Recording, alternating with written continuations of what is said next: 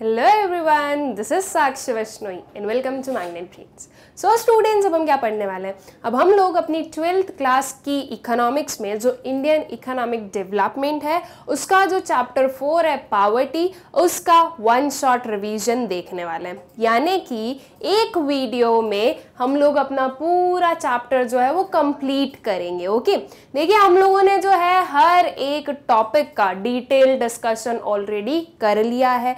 अब जो है हम एक रिवीजन के पॉइंट ऑफ व्यू से एक काइंड ऑफ शॉर्ट में जो है पूरा अपना चैप्टर कंप्लीट करेंगे।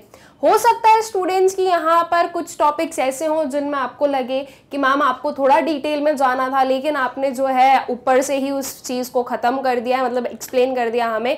तो अगर ऐसी कभी भी किसी भी पर्टिकुलर टॉपिक में अगर आपको ऐसा लगे स्टूडेंट्स, तो आपको बस एक ही चीज़ करनी है, आपको इसका जो एक डिटेल्ड एक्सप्लेनेशन है वो देखना है।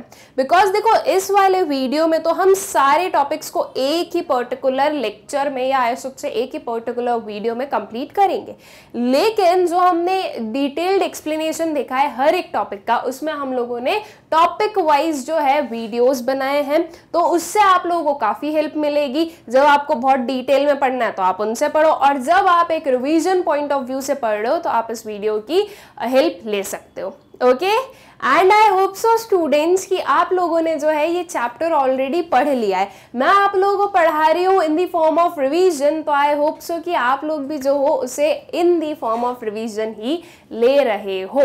ओके, आई होप सो कि ये सारी चीजें आप लोगों को क्लियर है। आते हैं अपने चैप्टर पर, दैट इज पॉवर्टी। क्या होता है पॉवर्टी? पॉवर्टी जैसे कि हम लोगों को अपनी एक जनरल एक जो कॉमन हम लोगों का सेंस है उसमें हम लोग बोलते हैं कि जो लोग गरीब हैं, जिन लोगों के पास में बहुत ज़्यादा मनी नहीं है, वो लोग होते हैं पुअर, है ना। बेसिकली जो पुअर होते हैं उनकी जो बेसिक एमिनिटीज होती है लाइफ की वो फुलफिल करने में उतने वो लोग केपेबल नहीं होते हैं। कच्चे घर में रह रहे हैं, या हम बोलें कि कोई एक इनफॉर्मल वर्क में है, बहुत ज़्यादा पढ़े लिखे नहीं हैं। ये सारे कुछ कैटेगरीज हैं, या I should say these are some of the characteristics. Okay, categories नहीं, कैरेक्टरिस्टिक्स हैं जो कि ये बताता है कि हाँ ये पुअर है ना। हमारे सेंस में अलग अलग पुअर हो सकते हैं। जो बेगर्स होते हैं, जो कि स्ट्रीट बेगर्स होते हैं, आप कहीं पर जाते हो आपको मिल जाते हैं, वो लोग पुअर हैं।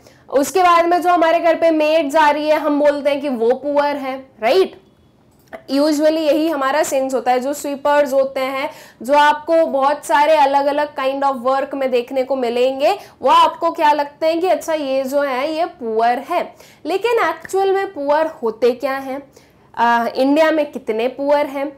प्रीवियस ईयर्स के कंपैरिजन में इंडिया में क्या पॉवर्टी कम हुई है, ये सारी चीज़ों को हम लोग जो है इस चैप्टर में पढ़ेंगे। गवर्नमेंट क्या क्या अप्रोचेस लेकर आती है जिसकी हेल्प से ये जो पॉवर्टी है वो रिड्यूस हो सकती है, ये सब कुछ जो है ये इस चैप्टर में हम लोग पढ़ने वाले हैं। Okay, I hope so students की ये सारी चीज़ें आप लोगों को क्लियर है।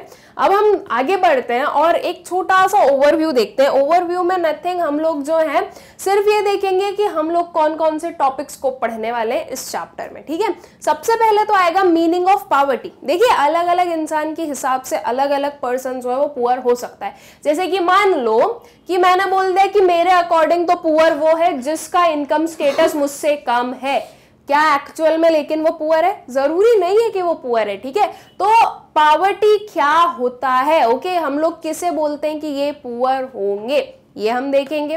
फिर उसके बाद में एब्सोल्यूट एंड रिलेटिव पॉवर्टी। ये कुछ दो काइंड ऑफ पॉवर्टी है, या अभी से दो टाइप ऑफ पॉवर्टी है जिनके बारे में हमें पता होना जरूरी है कि एब्सोल्यूट पॉवर्टी क्या होती है एंड रिलेटिव पॉवर्टी क्या होती है। फिर आएगा कुछ कॉमन कैरेक्टरिस्टिक्स ऑफ पुअर, कुछ कॉमन कैरेक्टरिस्टिक्स जो कि हमें यूजुअली पुअर में देखने को मिलती है।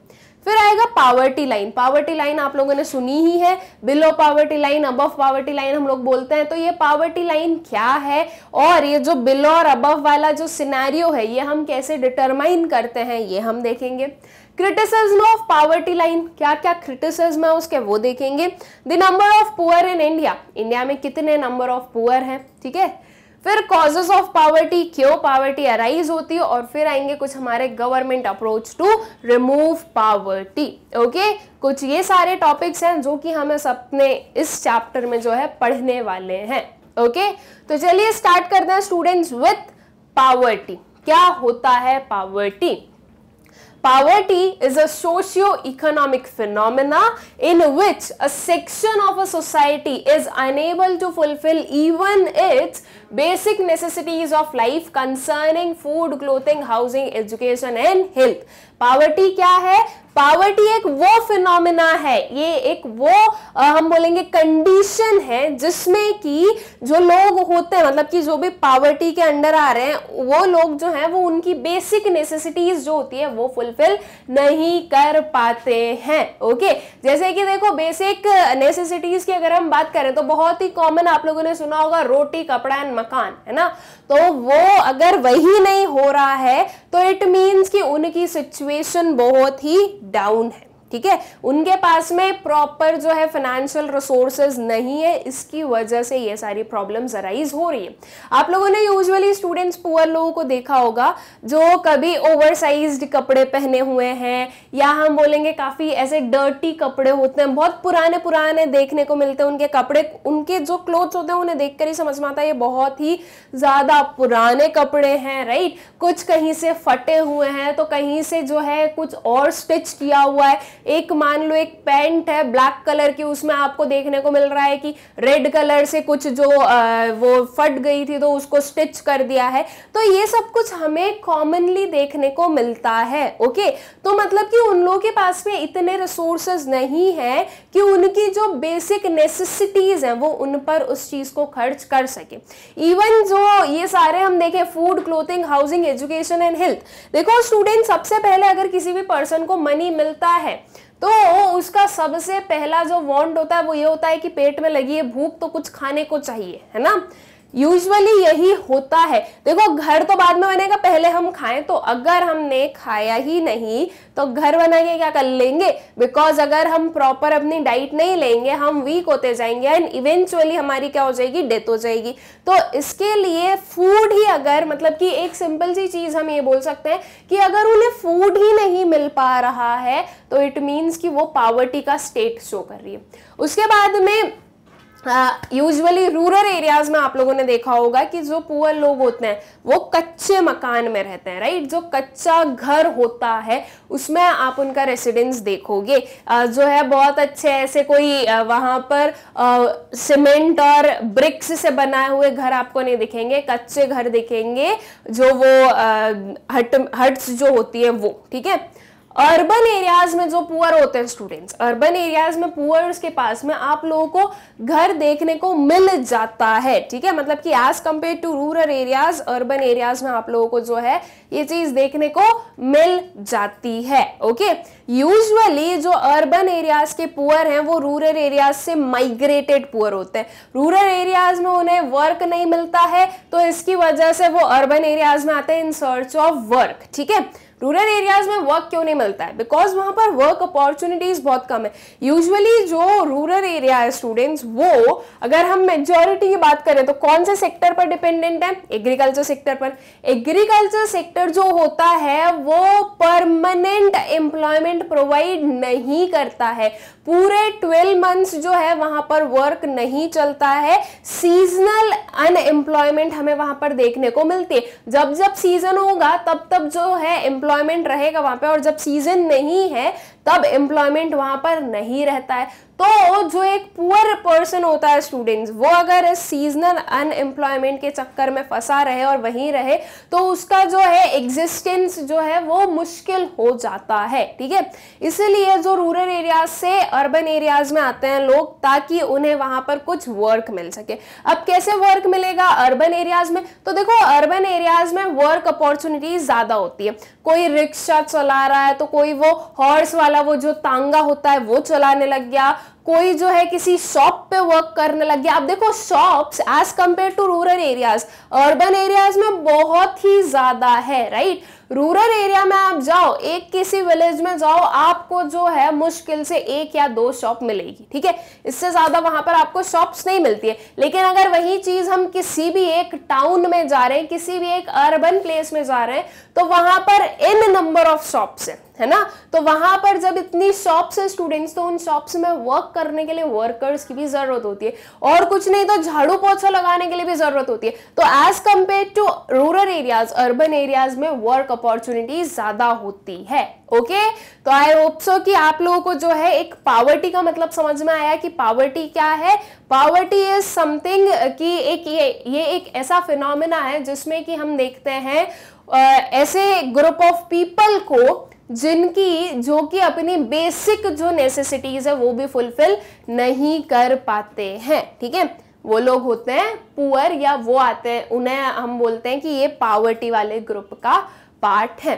ओके, तो आई होप सो कि आप लोगों को जो है पावर्टी का मतलब समझ में आ गया है। फिर आता है हमारा absolute poverty versus relative poverty. ठीक है, अब ये क्या होता है, देखो जब हम बात कर रहे हैं एब्सोल्यूट पावर्टी की, तो वो है ये सिनेरियो, मतलब कि एब्सोल्यूट पावर्टी का मतलब कि क्या है कि एक पर्सन एक्चुअल में पुअर है। ठीक है, एक पर्सन जो है वो अपनी जो बेसिक नेसेसिटीज है वो फुलफिल नहीं कर पा रहा है। जो अभी हम लोगों ने पावर्टी का मतलब समझा वही आता है आपका एब्सोल्यूट पावर्टी में।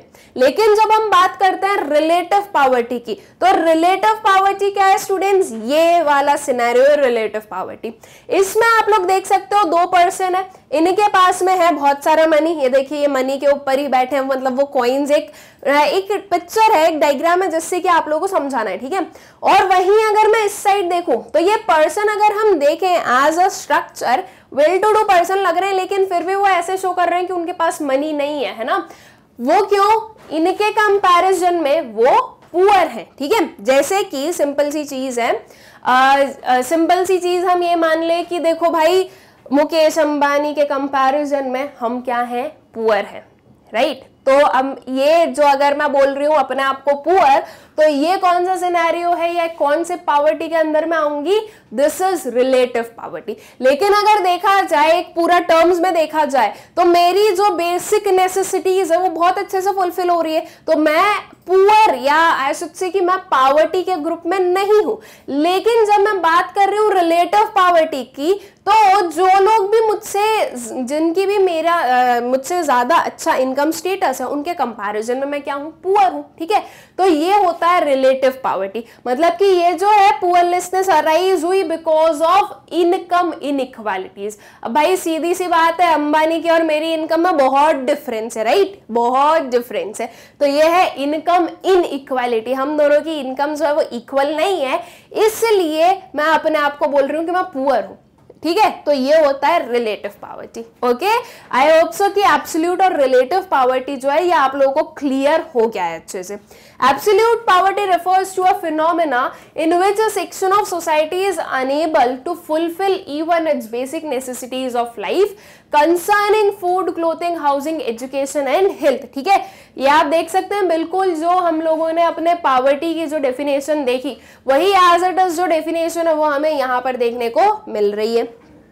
रिलेटिव पावर्टी की हम बात करें तो relative poverty refers to a phenomena in which inequalities of income exist and hence one person is poor in relation to other poor. ठीक है, इसे याद कैसे रखना है आपको, रिलेटिव पावर्टी मतलब कि रिलेशन में पुअर। ठीक है, रिलेटिव से आप रिलेशन पे चले जाओ कि in relation to that person this person is poor. Okay, ये होता है आपका relative poverty. Okay, I hope so students की एब्सोल्यूट पावर्टी और रिलेटिव पावर्टी का जो कंसेप्ट है ये भी आप लोगों को क्लियर हो गया है। देखो ये जो है students absolute and relative poverty, इन पर जो है कुछ आपके केस बेस्ड एमसीक्यूज बन सकते हैं। मतलब कि एक कोई सिनेरियो आपको दिया जा सकता है, एक कोई आपको बोला जा सकता है कि देखो दो पर्सन है, गीता और सीता, वो गीता का इतना है, सीता की इतनी इनकम है, तो ये कौन सी पावर्टी के अंदर आ रहा है। ठीक है, या फिर ये बोल दे कि ये दो पर्सन है और एक थर्ड पर्सन है अमन, अमन की जो है वो अपनी बेसिक नेसेसिटीज फुलफिल नहीं कर पा रहा है, तो वो कौन सी पावर्टी का पार्ट है। तो इस काइंड में जो है आपसे क्वेश्चंस पूछे जा सकते हैं। ओके, लेकिन आई होप सो कि आप लोगों को जो है वो अच्छे से क्लियर भी हो जाएंगे, बिकॉज सिंपल सी चीज है कि अगर आपका कंसेप्ट क्लियर है तो फिर आपके सामने कितना भी घुमा फिरा कर क्वेश्चन पूछ लिया जाए, आप लोग जो हो उसे अच्छे से आंसर कर सकते हो। ओके, आई होप सो कि ये चीज आप लोगों को क्लियर हो गई है। नेक्स्ट पर जो हम चले, common characteristics of poor people. Poor people की कॉमन कैरेक्टरिस्टिक्स क्या होती है, मतलब कि इन जनरल हमें क्या क्या चीजें देखने को मिलती है पुअर पीपल में। सबसे पहले आया हंगर एंड माल न्यूट्रिशन। देखिए मैंने आपको स्टार्टिंग में ही बोला कि एक पर्सन के पास में अगर मनी आएगा तो वो सबसे पहले सोचेगा कि अपनी जो भूख है, अपना जो पेट है वो भरे, है ना। तो हंगर जो है यह आप लोगों को पुअर पीपल में देखने को मिलता है, ओके, बिकॉज उनके पास में इतना मनी नहीं होता है, इसलिए उनमें हमें ये जो हंगर वाला स्टेट है वो देखने को मिलता है। अब देखो माल न्यूट्रिशन मतलब कि क्या होता है, माल न्यूट्रिशन का मतलब कि न्यूट्रिशंस की कमी होना बॉडी में, ठीक है। आप जो उतना अच्छा न्यूट्रिशियस फूड नहीं कंज्यूम कर रहे हो तो आपकी बॉडी जो है वो वीक बनते जा रही है, this is mall nutrition, okay. तो अब जब स्टूडेंट्स हंगर है तो ऑब्वियसली चीज है माल न्यूट्रिशन उसके साथ साथ में आ ही जाएगा। कैसे आ जाएगा, अब ये मत बोलिएगा कि मैम हम जो है ना आज सुबह खाना तो खाया था लेकिन हम 2 बजे भूखे हो गए और फिर हमने ना रात को 8 बजे ही खाना खाया, उसके बीच में 2 बजे से भूख लगी थी लेकिन 8 बजे तक कुछ नहीं खाया, तो क्या अब हमें माल न्यूट्रिशन देखने को मिलेगा? ये कोई जो आई शुड से कि ये कहीं से कहीं तक एक सही चीज नहीं है। हंगर क्या है स्टूडेंट्स, हंगर ये नहीं कि हमें भूख लगी है, हम हंगरी हैं और हमें कुछ नहीं मिला तो हम जो है हंगर के वो उस सिनेरियो में फंस गए, ऐसा नहीं है। हंगर ये जो आपको पुअर पीपल में देखने को मिलता है ये कंटिन्यूस हंगर है कि उन्हें जो है बहुत दिनों से पेट भर के खाना उन्होंने खाया ही नहीं है, ओके। और ये चीज होती है कि जब हम लोग कम खाते हैं तो हमारी बॉडी जो है वो वैसी बन जाती है कि उसे भूख भी कम लगती है, ठीक है। ये एक बहुत ही कॉमन सी चीज है, जब हम बहुत ज्यादा खाते हैं तो हमें भूख भी ज्यादा लगती है, ठीक है। तो अब जो पुअर पीपल होते हैं स्टूडेंट्स, उनके पास में इतना जो है फूड नहीं होता है या इतना मनी नहीं होता है कि वो फूड खरीद सके, तो वो लोग बहुत ही कम खाते हैं, सिर्फ इतना खा पाते हैं कि अच्छा ठीक है उनका जो सर्वाइवल है वो हो जाएगा, ठीक है। अब जब वो लोग कम खा रहे हैं या फिर वो ऐसा भी नहीं कि वो कोई बहुत न्यूट्रिशियस फूड जो है कंज्यूम कर रहे हो, जो मिल गया, जो चीप मिल गया वो कंज्यूम कर लेंगे, ठीक है। कोई ड्राई फ्रूट्स वगैरह उनके वो लोग तो नहीं खाते हैं, फ्रूट्स वगैरह वेजिटेबल्स वगैरह ये वो लोग बहुत ही रेयर केसेस में कंज्यूम करेंगे, ठीक है, कि किसी ने दे दिया तो अच्छा ठीक है हमने खा लिया, ठीक है, वो वाला केस होता है। अदरवाइज इतना खरीद के खाना जो है ये पुअर लोग नहीं करेंगे बिकॉज उनके पास में उतना मनी ही नहीं होता है। तो जब बहुत लंबे टाइम तक कोई भूखा रह रहा है या हम बोले कि एक जो पर्सन है वो उसका पेट अच्छे से भर ही नहीं पा रहा है, उसकी बॉडी को जो है प्रॉपर न्यूट्रिशंस नहीं मिल रहे हैं अगर, तो वो किस चीज का जो है शिकार बन रहा है, माल न्यूट्रिशन का। और जब माल न्यूट्रिशन होता है स्टूडेंट्स तो उसकी वजह से क्या हुआ कि आपकी बॉडी जो है वो बहुत ज्यादा क्या हो गई है, वीक बन गई है। और अल्टीमेटली ये जो माल न्यूट्रिशन है, ये जो वीक बॉडी है, ये चेंज होगी किस चीज में, पुअर हेल्थ में, ठीक है। उसका सीधा सीधा इफेक्ट होगा किस पर, हेल्थ पर। तो ये पुअर हेल्थ भी जो है ये हमें पुअर पीपल में देखने को मिलती है, ठीक है। और पुअर हेल्थ के साथ साथ में स्टूडेंट्स उसके उन लोगों के पास में इतना मनी भी नहीं है कि वो उस पुअर हेल्थ को भी जो है सही कर ले, ठीक है। अब वो गए डॉक्टर के पास में, उन्होंने जो है करवा लिया ट्रीटमेंट, डॉक्टर ने दी दवाइयां ले तो लो, लेकिन जब आप प्रॉपर फूड ही इंटेक नहीं करोगे तो वापस वो प्रॉब्लम तो अराइज होनी ही है। और वो जो दवाइयां हैं हो सकता है कि वो क्योंकि आपने प्रॉपर जो है उसके साथ में फूड कंज्यूम नहीं किया है तो उतना इफेक्ट ना करे वो, ठीक है, या कोई अपोजिट इफेक्ट कर दे, वो जो है बहुत ज्यादा आपकी बॉडी में जो गर्मी है वो बढ़ा दे, ठीक है, ऐसा होता है। और उसके बाद में ये चीज भी होती है कि जो पुअर पीपल होते हैं वो डॉक्टर के पास भी एकदम कब जाते हैं, जब बहुत ज्यादा ही जरूरत पड़ जाती है कि अब तो जो है बिना डॉक्टर के काम चलेगा ही नहीं, तब ये जो पुअर लोग है डॉक्टर के पास जाते हैं, मतलब कि वो जो है बहुत ही डिले करते हुए जाते हैं, okay. So hunger, mall nutrition and poor health, ये तो आप लोगों को क्लियर हो ही क्या होगा। उसके बाद में आती है बिग फैमिलीज। अब स्टूडेंट्स ये जो चीज है ये कहीं ना कहीं वो बिग फैमिलीज की वजह से भी अराइज हो रही है।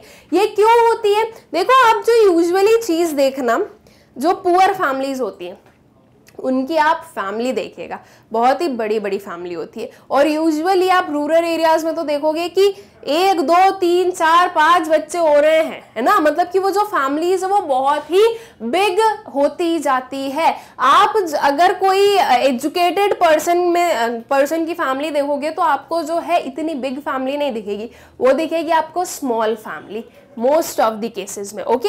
लेकिन पुअर में जो मोस्ट ऑफ द केसेस होते हैं उनमें होती है बिग फैमिलीज। अब बिग फैमिलीज की वजह से भी जो है ये प्रॉब्लम्स और ज्यादा अराइज होती है। देखो पहले ही जो है एक पर्सन के पास में इतना मनी नहीं था कि वो जो है अपनी जो फैमिली है उसका सर्वाइवल अच्छे से करवा सके, ठीक है। 2 थे तब मान लो नहीं था, अगर वो 2 से 3 हुआ तो चलो ठीक है, थोड़ा बहुत एडजस्टमेंट कर लिया, किसी ने थोड़ा कम खा लिया, किसी ने थोड़ा ज्यादा खा लिया, ये कर लिया। 3 से वो 4 हो गए और थोड़ी प्रॉब्लम बढ़ी, 4 से 5 हुए और प्रॉब्लम बढ़ी। तो ऐसे कर करके ये प्रॉब्लम तो अराइज होती जाती है ना, राइट। लेकिन इनकी जो एक प्रॉपर थिंकिंग है वो क्या है कि अच्छा ठीक है, जितने लोग हैं सबके सब अर्न करेंगे तो हमारी जो है अर्निंग बढ़ती जाएगी या हम जो है ज्यादा पैसा कमा पाएंगे। लेकिन वो ये चीज नहीं देख रहे हैं कि जब फैमिलीज बिग होंगी तो पहले जो है उन बच्चों को थोड़ा बड़ा करने के लिए क्या करना पड़ेगा, उन्हें खिलाना पिलाना पड़ेगा प्रॉपरली,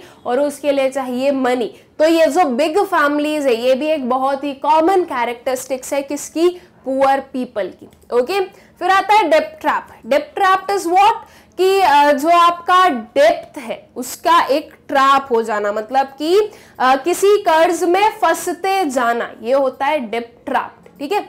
तो क्या होता है कि जब इन लोगों के पास में मनी नहीं है तो जब मनी की रिक्वायरमेंट हुई तो इन्होंने बोरो कर लिया। अब बोरो कहाँ से किया, ये बैंक से जाकर बोरो नहीं करते, ये बोरो करते हैं किसी बिग लैंडलॉर्ड से जिसके पास में ये वर्क कर रहे हैं, उससे बोरो कर लेंगे, ठीक है। तो बोरो इस सेंस में होता है, मतलब कि बोरोइंग्स भी बिल्कुल इनफॉर्मल बोरोइंग्स है। अब उसके बाद में जब इनफॉर्मल बोरोइंग्स है तो जिसने भी मनी लेंड किया है अगर वो इंटरेस्ट चार्ज कर रहा है तो वो अपने मन से उसे जितना इंटरेस्ट चार्ज करना है वो कर लेगा, ठीक है। और जो पुअर पीपल होते हैं वो कुछ बोलते भी नहीं है ना। तो इसकी वजह से क्या हुआ कि एक बोरोइंग की उस पर जो इंटरेस्ट भी पे करना है, अब वो अमाउंट भी वापस पे करना है। अब चलो मान लो हमने इंटरेस्ट को रखा साइड, कोई एक बहुत ही भला इंसान था, उसने जो है मनी लेंड कर दिया और इंटरेस्ट पेमेंट नहीं लिया, ठीक है। उसने बोला कि ठीक है तुम जो है मनी यूज करो, इंटरेस्ट पे करने की जरूरत नहीं है, बस जो प्रिंसिपल अमाउंट है वो रिटर्न कर देना। तो बोरो तो मतलब लेंड तो कर दिया मनी, एक पुअर पर्सन ने बोरो कर लिया। अब वो उस बोरोइंग को वापस कैसे चुका सकता है, उस बोरोइंग को वापस कैसे दे सकता है वो जो मनी है, जब उस पर्सन की प्रॉपर इनकम होगी, ठीक है। अब अगर उस पर्सन की इनकम भी होगी स्टूडेंट्स तो उसका जो घर का जो खर्चा है वो भी तो करना है, इनकम ही इतनी सी है और घर का खर्चा भी निकालना और वापस अगर उसको रीपे भी करना है तो वो मुश्किल हो गई, ठीक है। अब मान लो कि वो जो है मनी रिटर्न नहीं कर पाया, अब जो जिसने भी लेंड किया था वो बोल रहा है कि भाई मनी दो, तो जो पुअर पीपल है उसने क्या किया, उसने जाकर फिर से एक और लोन ले लिया किसी से मतलब कि बोरो कर लिया, वो जाकर फर्स्ट वाले को दे दिया। तो इस केस में जो है ये इस पर्टिकुलर वे में जो है डेप्ट ट्रैप बढ़ता जाता है कि वो कर्ज पे कर्ज बढ़ता जाएगा। अब इसके अलावा जो एक और चीज होती है वो ये होती है कि जैसे कि कोई भी एक पुअर पर्सन है, वो जिसके पास वर्क करते हैं उनसे वो मनी बोरो करते हैं और ये बोलते हैं कि हम जो है काम करते करते इस मनी को वापस रीपे कर देंगे, ठीक है। मतलब कि सिंपल सी चीज है कि हम in the form of money आपको ये रिटर्न नहीं करेंगे, ये हम रिटर्न करेंगे काम करते हुए, मतलब कि हम आपके घर पे काम करते रहेंगे, आप जो हो अपना पैसा काटते रहना। तो इस वे में जो एक पर्सन बिल्कुल बंद जाएगा कि उसको वहीं पर ही काम करना पड़ेगा। अगर वो लोग अच्छा पे नहीं कर रहे हैं तो भी वहीं पर ही काम करना पड़ेगा, बिकॉज अब वो जो पर्सन है वो उसका क्या हो गया, कर्जदार हो गया, तो उसे जो है अपना कर्ज वापस चुकाने के लिए काम तो करना ही पड़ेगा। तो इस वे से भी जो है जो आपका ये जो भी बोरो करते हैं उसे वो लोग रिटर्न भी करते हैं इस पर्टिकुलर वे से भी, ठीक है। तो ये कुछ पर्टिकुलर चीजें होती है, मतलब कि डेप्ट ट्रैप भी जो है ये आप लोगों को देखने को मिलेगा। फिर आती है जेंडर इनइक्वालिटी। जेंडर इनइक्वालिटी, जो मेल लोग होते हैं, जो मेल मेंबर होता है घर का, वो उसे ज्यादा प्रिविलेज रहता है एज कंपेयर टू फीमेल। ऐसा क्यों होता है? देखो स्टूडेंट्स, सिंपल सी चीज है, मान लो एक फैमिली की जो इनकम है वो है कितनी, 1000 रुपीज, ठीक है। अब इस 1000 रुपीज को मान लीजिए कि इसकी जो फैमिली है वो है कुछ ये अपने ये वाली फैमिली ले लेते हैं हम, मदर फादर, यहाँ पर हम 4 डॉटर्स देख रहे हैं और एक ये जो है ये है हमारा मतलब उनका सन, ठीक है। तो अब आपको ये देखने को मिलेगा कि ये जो 1000 रुपीज है इसे इन्हें प्रॉपरली डिस्ट्रीब्यूट करना है इस पूरे फैमिली के सर्वाइवल के लिए, ठीक है। लेकिन अगर मान लो कि ये जो एक गर्ल है ये बीमार हो गई और ये जो बॉय है ये बीमार हो गया, तो जो ज्यादा खर्चा होगा ना वो इस बॉय के ऊपर होगा, इस गर्ल के ऊपर इतना नहीं किया जाएगा कि उसकी हेल्थ का ध्यान रखा जाए, ये नहीं होगा। अब मान लो कि डॉक्टर ने बोला है कि ये कंपलसरी है कि अगर ठीक होना है आपको, ओके, मतलब इन दोनों बच्चों को अगर ठीक करवाना है तो ये कंपलसरी है कि एटलीस्ट इन्हें जो है 1 ग्लास ऑफ मिल्क डेली दो, ठीक है। तो अब ये मिल्क उन्हें कहीं ना कहीं से लेना ही पड़ेगा, तो क्या होगा, डॉक्टर ने बोला 1 ग्लास दोनों को देना है। इस जो ये बॉय है इसे मान लीजिए 1 ग्लास में मान लो कि 1 लीटर है, ठीक है। तो ये जो फादर है ये 1 लीटर मिल्क लेकर आए, बॉय को दिया उन्होंने 800 ग्राम्स ऑफ मिल्क और इस गर्ल को दिया उन्होंने 200 ग्राम्स ऑफ मिल्क। हुई ना यहाँ पर इनइक्वालिटी। ऐसी इनइक्वालिटी यूजुअली होती है पढ़ाई लिखाई जो आपकी हेल्थ है सब में आप देखोगे कि इनइक्वालिटी देखने को मिलती है हमें पुअर फैमिलीज में, और उसका रीजन सिंपल सा होता है कि उनके पास में जो मनी होता है वो कम होता है, तो वो हर एक पर्सन पर या अपने हर एक चाइल्ड पर इतना जो है स्पेंड नहीं कर सकते। जो वेल टू डू फैमिलीज होती है उनमें आपको इनइक्वालिटी इसलिए कम देखने को मिलती है क्योंकि अगर अच्छा ठीक है हेल्थ पुअर है या एजुकेशन की बात आई कुछ भी हुआ तो लड़का हो या लड़की उनके पास में मनी है वो स्पेंड करके उन्हें पढ़ा सकते हैं, ठीक है। तो इसलिए जो है आपको जो वेल टू डू फैमिलीज होती है उनमें कम जो इनइक्वालिटी वो देखने को मिलती है, और जो पुअर फैमिलीज होती है उनमें आपको ज्यादा इनइक्वालिटी देखने को मिलती है। ओके, तो ये कुछ हमारे होते हैं कॉमन कैरेक्टरिस्टिक्स किसके, पुअर पीपल के। आई होप सो कि ये चीज आप लोगों को क्लियर हो गई होगी। ओके, फिर आता है हमारा next concept, that is poverty line. Poverty line आप लोगों ने सुना ही है कि हाँ कुछ आपको पता है बिलो पावर्टी लाइन होता है, कोई अबव पावर्टी लाइन होता है, तो ये कैसे डिटरमाइन किया जाता है कि कौन बिलो है और कौन अबव है। देखो पावर्टी लाइन सिंपली क्या चीज है स्टूडेंट्स, पावर्टी लाइन एक आपको लाइन शो कर रही है। अब ये जो लाइन है ये किसके बेसिस पर है, ये हम बोलते हैं कुछ इनकम स्टेटस के बेसिस पर है कि जिस भी पर्सन की इनकम इतनी, वो जो भी लाइन डिटरमाइंड है उस लाइन के नीचे जिसकी भी इनकम है वो बिलो पावर्टी लाइन आ रहे हैं और जो उसके ऊपर आ रहे हैं वो अबव पावर्टी लाइन है, ठीक है। जो पावर्टी लाइन होती है स्टूडेंट्स वो बेसिकली आपको बताती है कि आपकी कंट्री में कितने पुअर हैं। ओके, मतलब कि पावर्टी लाइन जो होती है वो डिफरेंशिएट करती है between poor and the non poor, जो हम बोलते हैं below poverty line, okay, BPL, ठीक है। ये जो पर्सन होते हैं या वो ये जो जितने भी लोग इस पर्टिकुलर कैटेगरी में आते हैं वो ये चीज शो करता है कि इतने लोग जो है ये पुअर हैं, और जो अबव पावर्टी लाइन में आ रहे हैं वो आते हैं हमारे नॉन पुअर की कैटेगरी में। ओके, तो पावर्टी लाइन सिंपली एक हम बोलेंगे कि डिफरेंशिएटिंग फैक्टर है जो कि डिस्टिंग्विश करता है between the non poors and the poor. Okay, so poverty line is a cut off point on the line of distribution which usually divides the population of the country as poor and non poor, ठीक है। poverty line क्या है, एक वो cut off point है जो कि distribute करता है आपकी जो पूरी पॉपुलेशन है उसको पुअर और नॉन पुअर में, ठीक है। The concept of poverty line is used to measure the extent of poverty in a country. ये जो पावर्टी लाइन है, पावर्टी लाइन का जो कंसेप्ट है ये किस चीज में हेल्प करता है, ये हेल्प करता है to measure the extent of poverty in a country. Okay, people having income below the poverty line are called poor and people with income above the poverty line are called non-poor, ठीक है। जिसकी भी जो भी poverty line के नीचे आएगा वो कौन हो गया, वो हो गया पुअर, और जो पावर्टी लाइन के ऊपर आएगा वो कौन हो गया, वो हो गए नॉन पुअर। अब ये पावर्टी लाइन कहाँ पर जो है वो डिफरेंशिएशन होता है वो भी हम लोग देखेंगे। ओके, सो अब डिटर्मिनेशन ऑफ पावर्टी लाइन कैसे डिटरमाइन की जाती है पावर्टी लाइन।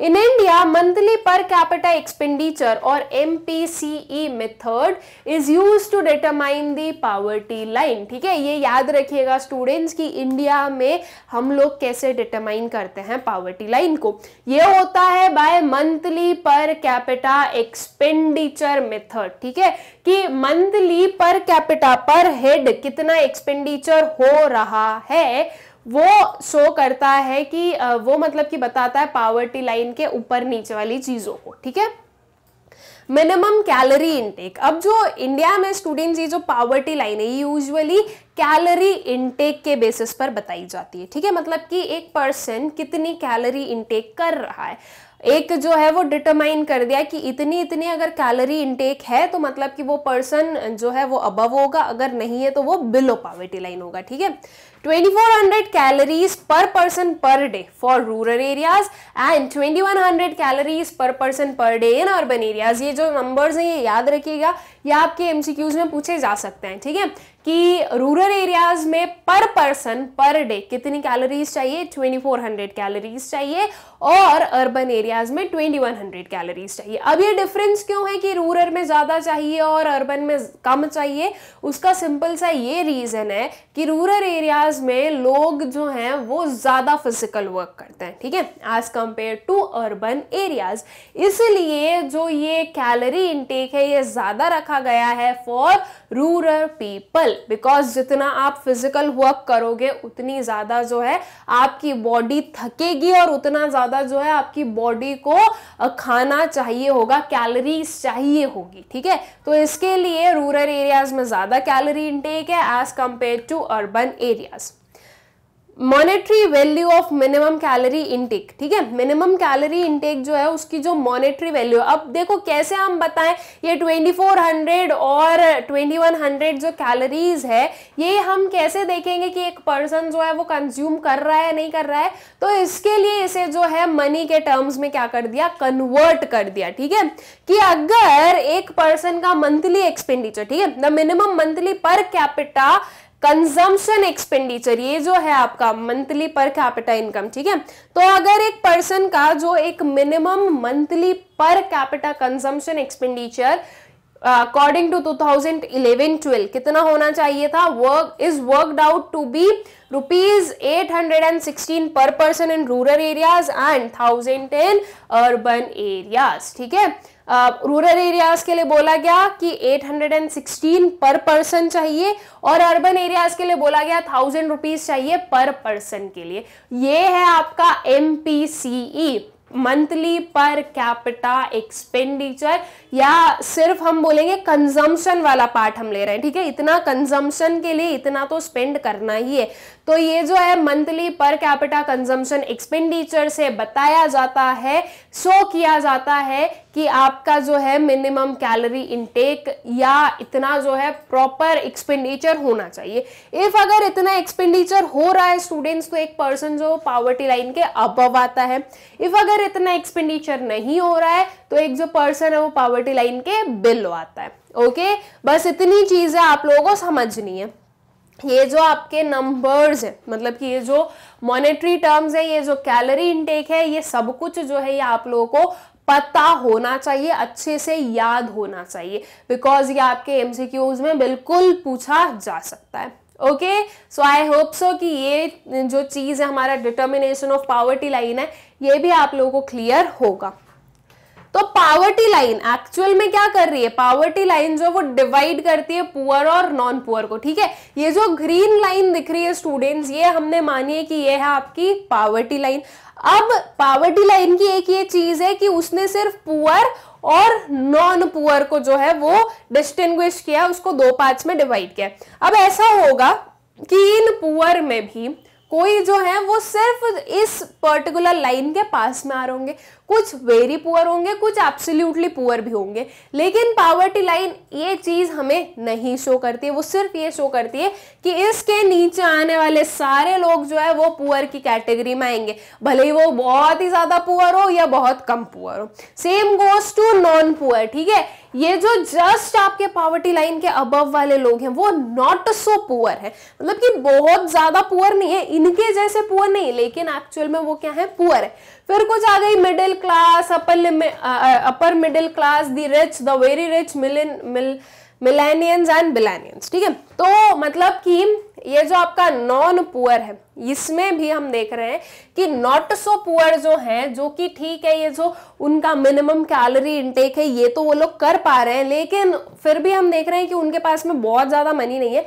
उनका जो कंजम्पशन एक्सपेंडिचर है, जो फूड कंजम्पशन है वो तो हो रहा है, लेकिन बाकी चीजें इतनी नहीं हो रही, बिकॉज उनका जो इनकम स्टेटस है वो इतना अच्छा नहीं है। ठीक है, तो आपकी जो पॉवर्टी लाइन है उसने इन सारे कैटेगरी को एक साथ में रख दिया और उसे बोल दिया कि ये तो नॉन पुअर है, लेकिन ये चीज सही नहीं है। अब देखो क्या होगा कि गवर्नमेंट अगर कोई भी पर्टिकुलर स्कीम लाई, तो गवर्नमेंट ने क्या किया, सिर्फ वो पुअर के लिए लाई। ठीक है, मानिए कि वो किसके लिए लेकर आई है, पुअर के लिए लेकर आ गई।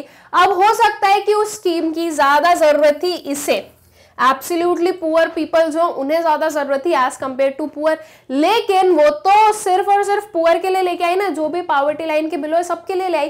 तो हो सकता है कि उस स्कीम का इन्हें उतना जो है फायदा ना मिले और ये लोग जो है पूरा फायदा ले ले, है ना। तो इसकी वजह से जो एक्चुअल में जिसके लिए लाया था वो नहीं हुआ।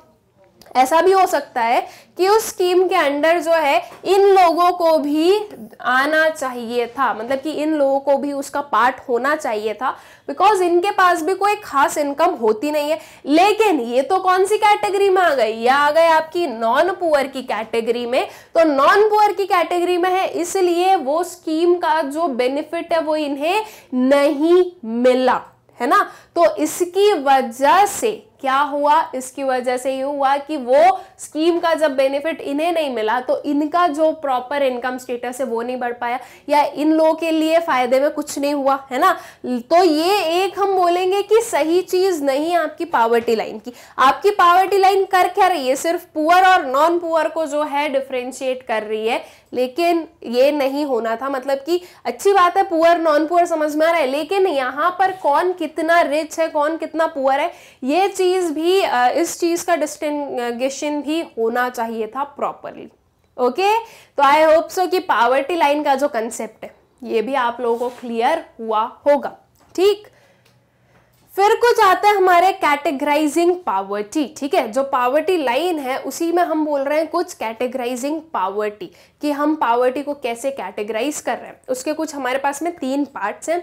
कुछ होते हैं क्रोनिक पुअर, कुछ होते हैं ट्रांजिएंट पुअर और कुछ होते हैं नेवर पुअर। ठीक है, ये भाई तीनों क्या होते हैं वो हम लोग समझते हैं। ओके, क्रोनिक पुअर की बात आती है तो क्रोनिक पुअर में स्टूडेंट्स वो पुअर आते हैं जो कि हमेशा पुअर रहते हैं या फिर कभी कभार पुअर नहीं रहते हैं। ठीक है, यूजुअली पुअर मतलब कि क्या, कि हाँ most of the times poor ही रहते हैं। तो ये लोग आते हैं क्रोनिक पुअर में, जो कि कभी भी उस पॉवर्टी लाइन के अबव आ ही नहीं पाते हैं। ठीक है, फिर आता है हमारे पास में ट्रांजिएंट पुअर। ये कौन से पुअर हैं, transient poor may be classified as turning poor who regularly move in and out of poverty like small farmers, and occasionally poor who are rich most of the time and poor sometimes. ठीक है, तो transient poor में हम ये बोलेंगे कि वो लोग आते हैं जो कि most of the time poor रहते हैं। मोस्ट ऑफ द टाइम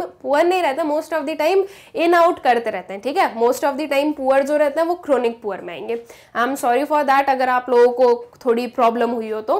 बाकी क्या है कि जो ट्रांजिएंट पुअर है वो लोग जो होते हैं उसमें आपको 2 कैटेगरीज मिलेगी। एक ऐसी जो कि इन एंड आउट मूव करते रहते हैं, जैसे कि यहाँ पर एक एग्जाम्पल दिया स्मॉल फार्मर्स का। देखो अगर ऐसा होता है कि स्मॉल फार्मर्स हैं, कभी कभार ऐसा हो कि जो प्रोडक्शन है, ओके, जो ग्रेन्स का प्रोडक्शन है वो बहुत अच्छा हो गया तो वो जो है उस पॉवर्टी लाइन के अबव आ जाते हैं। कभी ऐसा होता है सीजनली कि वो उतना प्रोडक्शन नहीं हो तो वो नीचे आ जाते हैं। ठीक है, कुछ ओकेजनली पुअर होते हैं, मतलब कि कभी कभी पुअर हो जाते हैं, ऐसे वो यूजुअली रिच रहते हैं लेकिन कभी कभार वो जो है पुअर वाली स्टेट में आ जाते हैं। तो ये 2 कैटेगरीज हमें ट्रांजिएंट पुअर में देखने को मिलती है। फिर जो हमारा थर्ड वाला पार्ट है वो क्या है, नॉन पुअर। नॉन पुअर कौन हो गए, दे आर नेवर पुअर, वो कभी भी पुअर नहीं होते हैं। ओके, तो उसे अगर मैं ग्राफ पर शो करना चाहूं तो कुछ हम ऐसे शो कर सकते हैं। ये जो स्टार्टिंग वाले 2 ग्राफ है स्टूडेंट्स, ये हमें शो कर रहे हैं किस चीज को, क्रोनिक पुअर को। क्रोनिक पुअर वो लोग हैं जो कि हमेशा पुअर रहते हैं या फिर यूजुअली पुअर रहते हैं। हमेशा अगर पुअर हैं, ये जो आपकी ये लाइन है, ओके, ये कौन सी है, ये है पावर्टी लाइन। हमेशा पुअर मतलब कि इस पावर्टी लाइन के नीचे ही आते हैं, दीज आर ऑलवेज पुअर। और यूजुअली पुअर में क्या है कि देखो आपको देखने को मिलेगा कि बहुत ही रेयरली वो इस पावर्टी लाइन को क्रॉस कर कर ऊपर जाते हैं, otherwise most of the times क्या है, मोस्ट ऑफ द टाइम्स वो पुअर ही रहते हैं। ओके तो ये आते हैं आपके क्रोनिक पुअर में, दीज आर ऑलवेज पुअर और यूजुअली पुअर। फिर हम बात करते हैं ट्रांजिट पुअर की, तो ये है हमारा सेकेंड वाला ट्रांजिएंट पुअर। इसमें हमने देखा चर्निंग पुअर और occasionally poor. Churning poor is what, in out करते रहते हैं, तो इसमें हम देखेंगे प्रॉपर फ्लक्चुएशंस, ठीक है। ऐसा नहीं है कि बहुत ज्यादा टाइम आप अबव रह रहे हो पावर्टी लाइन के और बहुत ज्यादा टाइम बिलो रह रहे हो, इसमें जो है इन आउट चलता रहता है। ओकेजनली पुअर की बात करें तो ओकेजनली पुअर का मतलब क्या, कभी कभी पुअर रहते हैं। तो कभी कभी पुअर में आप देखोगे मोस्ट ऑफ द टाइम वो अबव पावर्टी लाइन है और कभी कभार वो जो है बिलो आ जाते हैं। और नॉन पुअर की बात करें तो ये तो नेवर पुअर है। इसमें आप देखोगे ये है पावर्टी लाइन और यहाँ पर ये लोग लाई कर रहे हैं, मतलब कि ये लोग जो है पावर्टी लाइन के बहुत ही ऊपर हैं, ये लोग कभी भी पुअर नहीं बनते हैं, ये हमेशा जो है इस आपके पावर्टी लाइन के अबव ही रहते हैं। ओके तो ये है कुछ हमारे काइंड ऑफ पुअर जो कि हम पावर्टी लाइन के बाद में कैटेगराइज करते हैं कि ऐसे कुछ हो सकते हैं, ठीक है। तो इसमें हमने अपने 3 टाइप के देखे, आई होप सो कि ये तीनों ही आपको अच्छे से क्लियर होंगे। फिर आता है कुछ हमारे पास में क्रिटिसिज्म ऑफ पावर्टी लाइन। अब पावर्टी लाइन की क्रिटिसिज्म मतलब कि कहाँ पर जो है पावर्टी लाइन के हमें ड्रॉबैक्स या वी शुड से कि बेनिफिट्स नहीं देखने को मिले, कहाँ पर जो है हमें पावर्टी लाइन में कुछ ना कुछ लैक्यूनास देखने को मिले, वो हम देखते हैं। तो सबसे पहला जो पॉइंट है, the method groups all the poor together and does not differentiate between the very poor and the other poor. जैसा कि अभी जब मैंने आप लोगों को पावर्टी लाइन समझाई तभी मैंने आप लोगों को समझाया कि ये क्या है, ये सिर्फ और सिर्फ पुअर और नॉन पुअर को क्या कर रहा है, डिफरेंशिएट कर रही है पावर्टी लाइन। अदरवाइज उनमें जो डिफरेंट कैटेगरीज है उनमें कोई भी डिस्टिंक्शन नहीं देखने को मिल रहा है हमें पावर्टी लाइन की वजह से, ठीक है। तो ये इसका एक क्रिटिसिज्म है। फिर आता है जो हमारा सेकेंड पॉइंट है, this mechanism is helpful in identifying the poor as a group to be taken care of by the government. However, it is very difficult to identify the poor who need help the most. ये जो है इसने identify तो कर दिया poor और non poor को, मतलब कि ये बता दे कि अच्छा ये लोग पुअर है, इनको जो है गवर्नमेंट की हेल्प की जरूरत है। लेकिन उसमें भी जैसे मैंने आपको बताया कि सबसे ज्यादा जरूरत मान लो कि एब्सोल्यूट पुअर को है, ओके। तो उनके लिए मतलब कि उसमें जो है डिस्टिंक्शन नहीं हुआ ना, तो हो सकता है कि जो भी गवर्नमेंट हेल्प कर रही है, करना चाह रही है उनके लिए, लेकिन जो है उसका फायदा और किसी को मिल रहा हो। ये चीज भी मैंने अभी आप लोगों को पावर्टी लाइन में एक्सप्लेन की ही थी, तो आई होप सो कि वो भी आप लोगों को अच्छे से क्लियर है, ठीक है। फिर जो नेक्स्ट वाला आता है हमारा criticism, there are many factors other than income and assets which are associated with poverty like accessibility to basic education, health care, drinking water etcetera which have been ignored, ठीक है। बहुत सारे फैक्टर्स हैं income और asset के अलावा। हमने जो पावर्टी लाइन बताई वो तो हमने जो एक्सपेंडिचर है कितना होगा उसके हिसाब से बता दी, ठीक है, कि अगर इतना कोई पर्सन कर रहा है तो हाँ ठीक है ये जो है पुअर नहीं है या ये पुअर है। लेकिन वो इनकम या असेट के अलावा और भी जो है बेसिक एमिनिटीज होती है लाइफ की, तो उन पर जो है कोई भी फोकस नहीं डाला गया और उन्हें जो है अपनी स्टडी में इस पावर्टी लाइन में नहीं लिया गया। जैसे कि बेसिक एजुकेशन, ठीक है, प्रॉपर जो है हेल्थ केयर, प्रॉपर उनका जो सैनिटेशन वगैरह है वो फैसिलिटीज है या नहीं है, ये सारी चीज़ें भी बहुत इंपॉर्टेंट है। लेकिन इसे जो है ध्यान नहीं दिया जाता है जब हम बात कर रहे हैं पावर्टी लाइन की तब, ठीक है। तो ये भी उसका क्या बनता है, क्रिटिसिज्म बनता है। This method does not consider social factors that generate and are responsible for poverty like illiteracy, ill health, lack of access to resources, discrimination और lack of civil and political freedom. ये कुछ reasons हैं students जिनकी वजह से poverty arise हो सकती है। देखो इलिटरेसी, अगर एक पर्सन लिटरेट हो, अगर एक पर्सन एजुकेटेड हो तो वो प्रॉपर जो है वर्क ढूंढ सकता है, प्रॉपर जो है वर्क कर सकता है। लेकिन जब पर्सन के पास में स्किल्स ही नहीं है, वो जब लिटरेट ही नहीं है, तो वो उसकी पॉवर्टी की स्टेट और बढ़ जाती है। तो ऐसे ही कुछ जो है सोशियो इकोनॉमिक फैक्टर्स होते हैं, कुछ सोशल फैक्टर्स होते हैं जिनकी वजह से भी पॉवर्टी ज्यादा अराइज होने लगती है। और ये जो आपका पॉवर्टी लाइन है वो इन चीज पर ध्यान नहीं देता है। ओके, तो ये भी जो है सही नहीं है, ये भी क्या बनता है, इसका एक क्रिटिसिज्म बनता है। ओके, आई होप सो कि ये जो आपका क्रिटिसिज्म ऑफ पॉवर्टी लाइन है यह आप लोगों को अच्छे से क्लियर हो गई है। अब हमारे पास में आया स्टूडेंट्स जो नेक्स्ट टॉपिक है। ओके, पॉवर्टी लाइन, आई होप सो कि आप लोगों को क्लियर है, बहुत ही सिंपल सा कंसेप्ट था। अब जो नेक्स्ट टॉपिक है वो क्या है, the number of poor in India. कितने नंबर ऑफ पुअर हैं इंडिया में, मतलब कि क्या नंबर हम बता रहे हैं कि अच्छा इतने इतने जो है पुअर हैं। Okay, when the number of poor is estimated as the proportion of people below the poverty line, it is known as head count ratio। ठीक है, head count ratio किसे बोला जाता है, so this is that ratio जिसमें कि जो number of poor है वो कैसे एस्टिमेट किया जा रहा है, वो एस्टिमेट किया जा रहा है कितने लोग पॉवर्टी लाइन के नीचे हैं उसके बेसिस पर। ठीक है, मतलब कि टोटल पॉपुलेशन कितनी है और फिर पॉवर्टी लाइन के बिलो कितने लोग हैं, वो उस बेसिस पर जो फाइंड आउट किया जाता है वो आता है आपका हेड काउंट रेशियो में।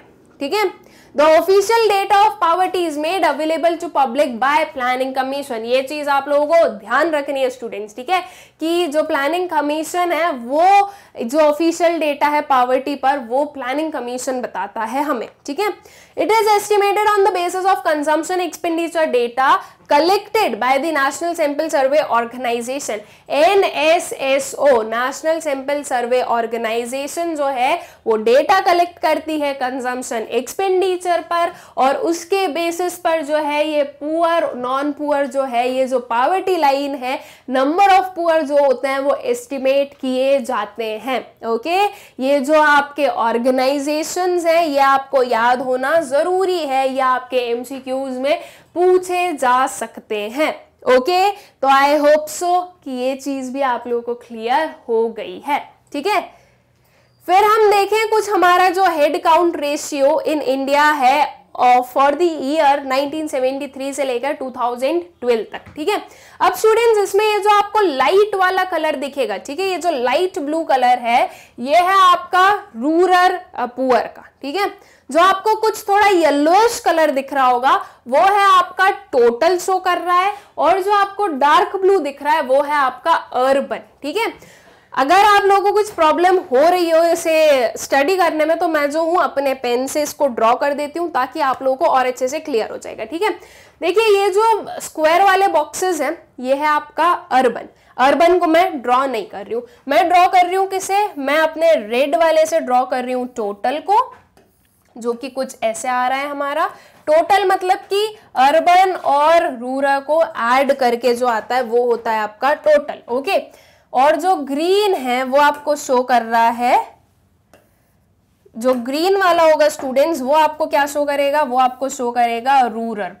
ठीक है, कि रूरल एरियाज में कितना जो है आपका पॉवर्टी है। ओके, तो ये हो गया आपका रूरल एरियाज का, अर्बन एरियाज का कुछ भी नहीं, और टोटल का जो है रेड में आपको दिख रहा है। ठीक है, तो आई होप सो कि इतनी चीजें हो गई आप लोगों को क्लियर। अब देखो हमारे पास में डेटा है फ्रॉम 1973 टू 2012।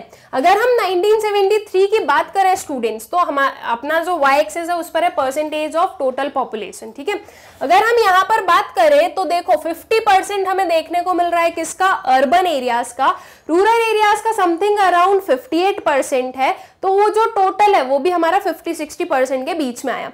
ये है 1973 का। चलो इसका जो टोटल है वो हम ऑन एन एवरेज मान लेते हैं 55%। ठीक है, अगर हम 2012 की बात करें तो ये है आपका अर्बन, ये कुछ आपका 10% के आसपास आएगा, जो रूरल है वो कुछ आपका शायद 2030 के बिटवीन कुछ आएगा और जो टोटल है वो भी यहीं पर ही आएगा, ठीक है। तो चलो हम टोटल को मान लेते हैं कितना, 25%। तो ये जो पर्टिकुलर डेटा है ये आपको क्या शो कर रहा है, ये पर्टिकुलर डेटा आपको शो कर रहा है कि पावर्टी हैज डिक्रीज्ड इन सारे ईयर्स में, ठीक है। यहाँ पर कुछ 55 के आसपास थी, तो वहां पर कुछ जो है हमें 25 के आसपास देखने को मिल रही है। देखो हम ये देखेंगे स्टूडेंट्स की 1973-74 से लेकर जो ये वाला है हमारा 1999 टू 2000 वाला जो ईयर है, इसमें हमने डिक्लाइन ही देखा पावर्टी में। लेकिन आफ्टर दिस 2004-5 वाली जो सिचुएशन थी उसमें हमने देखा, ये जो ईयर था उसमें, कि पावर्टी जो है वो इंक्रीज हुई है, ठीक है। ये देखो आपको इंक्रीज होते हुए दिखेगी, और अर्बन एरियाज में इतनी इंक्रीज नहीं हुई, बट रूरल एरियाज में ये काफी इंक्रीज हुई, ठीक है। अर्बन एरियाज में देखो बहुत ज्यादा डिफरेंस नहीं है यहाँ से यहाँ तक का, लेकिन अगर वही मैं रूरल का देखूं तो ये यहाँ से काफी लंबा हाइक लिया है, ठीक है। तो हम ये बोलेंगे कि 1999-2000 तक तो हमें जो पावर्टी है वो डिक्रीज होते हुए दिखी, लेकिन 2004-5 वाले ईयर में जाते जाते हमें ये वापस इंक्रीज होते हुए दिखी, और फिर फाइनली उसके बाद में वापस से क्या हुआ, हमने डिक्रीज देखा पावर्टी में, या we should say head count ratio में। ओके, तो ये कुछ डेटा था हमारा जो कि हेड काउंट रेशियो के बेसिस पर हम लोगों ने देखा है। आई होप सो कि ये आप लोगों को क्लियर होगा। अब स्टूडेंट्स एक और जो है हमारा डेटा देखते हैं जो कि हमें शो कर रहा है number of poor in millions in India 1973 to 2012, ठीक है। अब इसमें हम लोग नंबर ऑफ पुअर देख रहे हैं कि कितने नंबर ऑफ पुअर हैं। ओके, यहाँ पर स्टूडेंट्स मिलियंस में बताया जा रहा है, कोई परसेंट नहीं है, ठीक है। कौन सा ईयर, 1973 से लेकर 2011-12 तक। अब ये ग्राफ तो आप लोगों को क्लियर होगा, यहाँ पर सब कुछ जो है काफी दूर दूर है तो वो क्लियरली हमें दिख रहा है, ठीक है। ये जो सबसे डार्क वाली लाइन है this is for the urban area, फिर उसके बाद में ये जो लाइट वाली लाइन है स्टूडेंट्स ये है आपकी रूरल एरियाज के लिए, और ये जो आपको सबसे टॉप वाली लाइन दिख रही है ये है आपकी टोटल, ठीक है। अब इसमें हम लोग देखेंगे कि जो अर्बन जो पुअर है वो काफी नीचे है, मतलब कि as compare to rural poor urban poor काफी ही कम है ना। यहाँ पर जो है आप रूरल पुअर को देख रहे हो काफी है, और अर्बन पुअर समथिंग 50 मिलियन के आसपास चल रहे हैं, तो ये 250 मिलियन के आसपास चल रहे हैं, ठीक है। तो मतलब कि आपका जो टोटल नंबर ऑफ पुअर है उसमें जो एक मेजॉरिटी शेयर है वो किसका है, रूरल पुअर का है। Okay, urban poors are usually the migrated poors. Urban areas में जो पुअर है उसमें एक मेजॉरिटी पॉपुलेशन जो है वो रूरल एरियाज से माइग्रेट होकर आई है। ओके, ये चीज याद रखिएगा। और ये जो ग्राफ है ये बहुत ही अच्छे से हमें क्या शो कर रहा है, ये हमें शो कर रहा है कि आपका जो रूरल पुअर है वो बहुत ज्यादा है और आपके अर्बन पुअर बहुत ही कम है, ठीक है। जो आपका majority share of poor people आता है वो रूरल पुअर की वजह से आता है। और यहाँ पर जैसे कि लास्ट वाले उसमें भी हम लोगों ने ग्राफ में देखा कि 1990-2000 तक जो है डिक्लाइन हुआ था, लेकिन इसके बाद में जो है एक बार आपकी ये जो पावर्टी है वो इंक्रीज हुई थी। ओके, 2004-5 वाले टाइम पर, तो ये यहाँ पर इंक्रीज होकर फिर वापस इसमें क्या हुआ था, डाउनफॉल हुआ था। ओके, तो आई होप सो कि ये डेटा जो है, ये जो हमारा ग्राफ है ये आप लोगों को क्लियर होगा। इससे आप लोगों को समझ में आ गया होगा कि अर्बन एरियाज में जो पुअर पॉपुलेशन है वो काफी कम है as compare to rural areas, ठीक है। आई होप सो कि ये जो number of poor in India है स्टूडेंट्स ये आप लोगों को अच्छे से क्लियर हो गया है। फिर ये जो number of poor in India है ये इतने ज्यादा क्यों है, क्यों हमारी कंट्री इतनी पुअर है, उसका क्या रीजन है? तो एक उसका रीजन है British rule, adverse effect on living standard of Indians. ये जो ब्रिटिश रूल था स्टूडेंट्स इसकी वजह से बहुत ज्यादा हमारी कंट्री क्या हो गई थी, पावर्टी में चली गई थी, ठीक है। ब्रिटिशर्स नहीं आए थे उसके पहले हमारी कंट्री काफी प्रॉस्परस इकोनॉमी हुआ करती थी, काफी प्रॉस्परस कंट्री हुआ करती थी। लेकिन आफ्टर ब्रिटिश रूल ब्रिटिशर्स ने क्या किया, हमारी जो पूरी इंडस्ट्रीज थी उन्हें जो है खत्म कर दिया। ओके, डी इंडस्ट्रियलाइजेशन किया था, किस चीज का, हैंडीक्राफ्ट इंडस्ट्रीज का, उसकी वजह से अनएम्प्लॉयमेंट बहुत बढ़ा। अब ये जो अनएम्प्लॉयड लोग थे वो लोग रूरल एरियाज में गए, एग्रीकल्चर सेक्टर पर ऑलरेडी जो है बहुत ज्यादा बर्डन था और इनका जो बर्डन है वो और बढ़ गया। एग्रीकल्चर सेक्टर हमारा बहुत ज्यादा डेवलप्ड था नहीं, तो जब उस पर और बर्डन बढ़ा तो लोगों के पास में मनी की क्या हो गई, कमी हो गई, और ये अल्टीमेटली काफी वाइड स्प्रेड पॉवर्टी में कन्वर्ट हो गई थी। Okay, so British government systematically destroyed Indian industries. More than 70% of India were engaged in agriculture throughout the British Raj period. Under the British rule, India began to export food grains. ठीक है, देखो जो British government है उन्होंने बहुत ही ज्यादा हमारी जो इंडस्ट्रीज थी उन्हें डिस्ट्रॉय किया, और जो एग्रीकल्चर सेक्टर था उस पर मोर देन 70% ऑफ इंडियंस जो हैं वो एंगेज्ड थे, तो ये भी सही नहीं था। एग्रीकल्चर सेक्टर जो है इतना हमारा डेवलप्ड नहीं था, इतना प्रॉस्परस नहीं था, और जो एग्रीकल्चर सेक्टर है वो इतने सारे लोगों को फीड नहीं कर सकता था, लेकिन फिर भी इतने सारे लोग उस पर जो है एम्प्लॉयड थे या डिपेंडेंट थे, तो इसकी वजह से जो है पॉवर्टी और इंक्रीज होती जा रही थी, और ब्रिटिशर्स ने जो है हमारी इंडस्ट्रीज को डिस्ट्रॉय किया और कोई भी न्यू इंडस्ट्रीज को सेटअप नहीं किया, कोई भी एक अल्टरनेटिव सोर्स ऑफ एम्प्लॉयमेंट को उन्होंने जो है डेवलप नहीं किया, तो इसकी वजह से भी काफी प्रॉब्लम्स अराइज हुई, लाइक ये wide spread poverty. Okay, agriculture still the principal means of livelihood, और आज भी अगर हम देखें तो एग्रीकल्चर सेक्टर जो है वो आज की डेट में भी एक जो है प्रिंसिपल मीन्स ऑफ लाइवलीहुड है। ठीक है, मतलब कि एग्रीकल्चर सेक्टर पर आज भी जो है एक मेजॉरिटी पॉपुलेशन डिपेंडेंट है, जो कि सही नहीं है, बिकॉज ये चीज हमने देखी है, ये चीज हमने समझी है कि जीडीपी में सबसे कम कंट्रीब्यूशन कौन से सेक्टर से आता है, एग्रीकल्चर सेक्टर से। ठीक है, आफ्टर दी एलपीजी रिफॉर्म्स जो 1991 में इकोनॉमिक रिफॉर्म्स हुए थे, उसके बाद भी जो है हमारा एग्रीकल्चर सेक्टर जो है वो डिक्लाइन हुआ था, बिकॉज जो रिफॉर्म्स हुए थे वो एग्रीकल्चर सेक्टर के फेवर में नहीं हुए थे। ठीक है, तो इसकी वजह से भी जो है हमारा एग्रीकल्चर सेक्टर और जो है डिक्लाइन हमने उसमें देखा था। ओके, तो अल्टीमेटली जो एग्रीकल्चर है वो आज की डेट में भी जो है प्रिंसिपल मीन्स ऑफ लाइवलीहुड है, इसकी वजह से भी पॉवर्टी हमारी कंट्री से जा नहीं पा रही है। Okay, low success rate of land ceiling, ये लैंड सीलिंग वगैरह जो है ये हम लोग अपने प्रीवियस चैप्टर्स में पढ़ चुके हैं, इसलिए मैं वापस जो है रिपीट नहीं करूंगी इसे बहुत ज्यादा। जो लैंड सीलिंग थी उसकी लो सक्सेस थी, मतलब कि एग्रीकल्चरल रिफॉर्म्स तो लाई थी गवर्नमेंट आफ्टर इंडिपेंडेंस, लेकिन उनका जो सक्सेस रेट था वो बहुत ही कम था, और सक्सेस रेट कम होने की वजह थी पॉलिटिकल, एक तो पॉलिटिकल टर्म्स थे, ठीक है, पॉलिटिकल अनविलिंगनेस, दूसरा था बिग लैंडलॉर्ड्स, तीसरा था ये जो सारे लॉज वगैरह से जाना है, मतलब कि इलिटरेसी थी लोगों के पास में, तो इलिटरेसी की वजह से उन्हें पता ही नहीं था कि ऐसा कुछ हो भी रहा है, तो वो अपने राइट्स के लिए खड़े नहीं हो पाए, और जो बिग लैंडलॉर्ड्स थे उन्होंने अपनी मर्जी से जो है पूरा अपना जो फंक्शनिंग है वो चलने दी थी। ठीक है, so majority of small and marginal farmers, and the third is fragmentation of land holdings, जो land holdings थी वो भी fragmented थी। वैसे तो जो है consolidation लाया गया था कि ये जो इधर उधर scattered land है उसको एक साथ में लाया जाए, लेकिन फिर भी वही बात है कि लो सक्सेस थी हर एक चीज की, हर एक रिफॉर्म की, और उसका रीजन था कि जो फार्मर्स थे वो ज्यादा लिटरेट नहीं थे, फार्मर्स को पता ही नहीं था कि ऐसा कुछ चल भी रहा है, और जो बिग लैंडलॉर्ड्स थे वो अपने फायदे के लिए अपने अकॉर्डिंग जो है वर्क कर रहे थे। ओके, ये सारे जो भी रिफॉर्म्स हो रहे थे वो उन्हें इंप्लीमेंट नहीं होने दे रहे थे।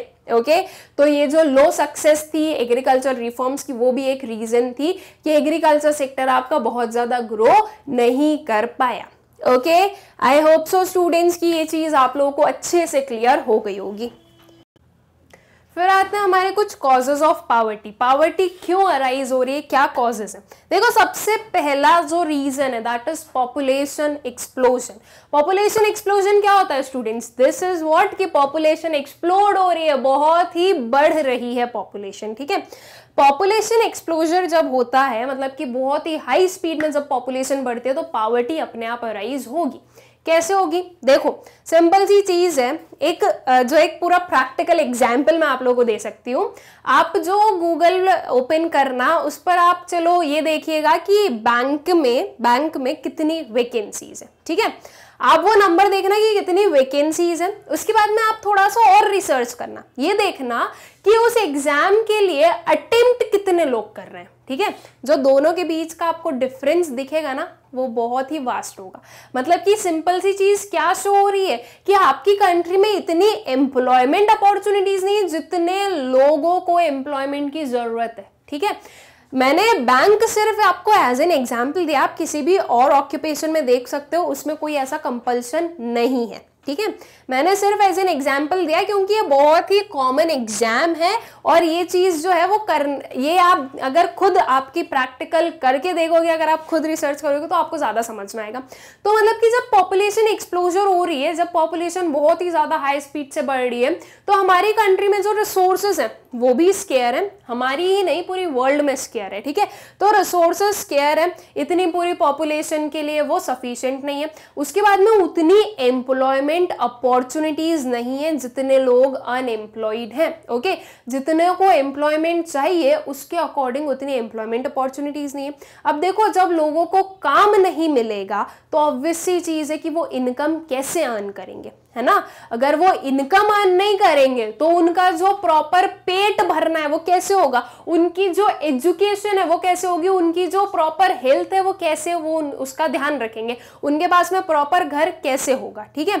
तो पॉपुलेशन एक्सप्लोजर की वजह से पॉवर्टी अराइज होती है। अब उसके बाद में जैसे कि हम लोगों ने थोड़ी देर पहले पढ़ा था कि जो कॉमन कैरेक्टरिस्टिक्स होती है पुअर पीपल की, उसमें एक जो कैरेक्टरिस्टिक्स है वो क्या है, बिग फैमिलीज, राइट। ये जो बिग फैमिलीज है स्टूडेंट्स, जैसे कि मैंने आपको तब भी समझाया कि पुअर लोगों में ही आपको बिग फैमिली सबसे ज्यादा देखने को मिलती है। अब देखो, उनके पास में ऑलरेडी पैसों की क्या है, कमी है, उसके बाद में एम्प्लॉयमेंट अपॉर्चुनिटीज हैं कम, और फिर उसके बाद में जब आप बिग फैमिलीज कर रहे हो, आप बिग फैमिलीज जो है आपकी बन रही है अगर, तो दैट मीन्स कि वो चीज आपको क्या शो कर रही है कि अब जो है वो कम रिसोर्सेस को और ज्यादा लोगों में हमें बांटना है ना।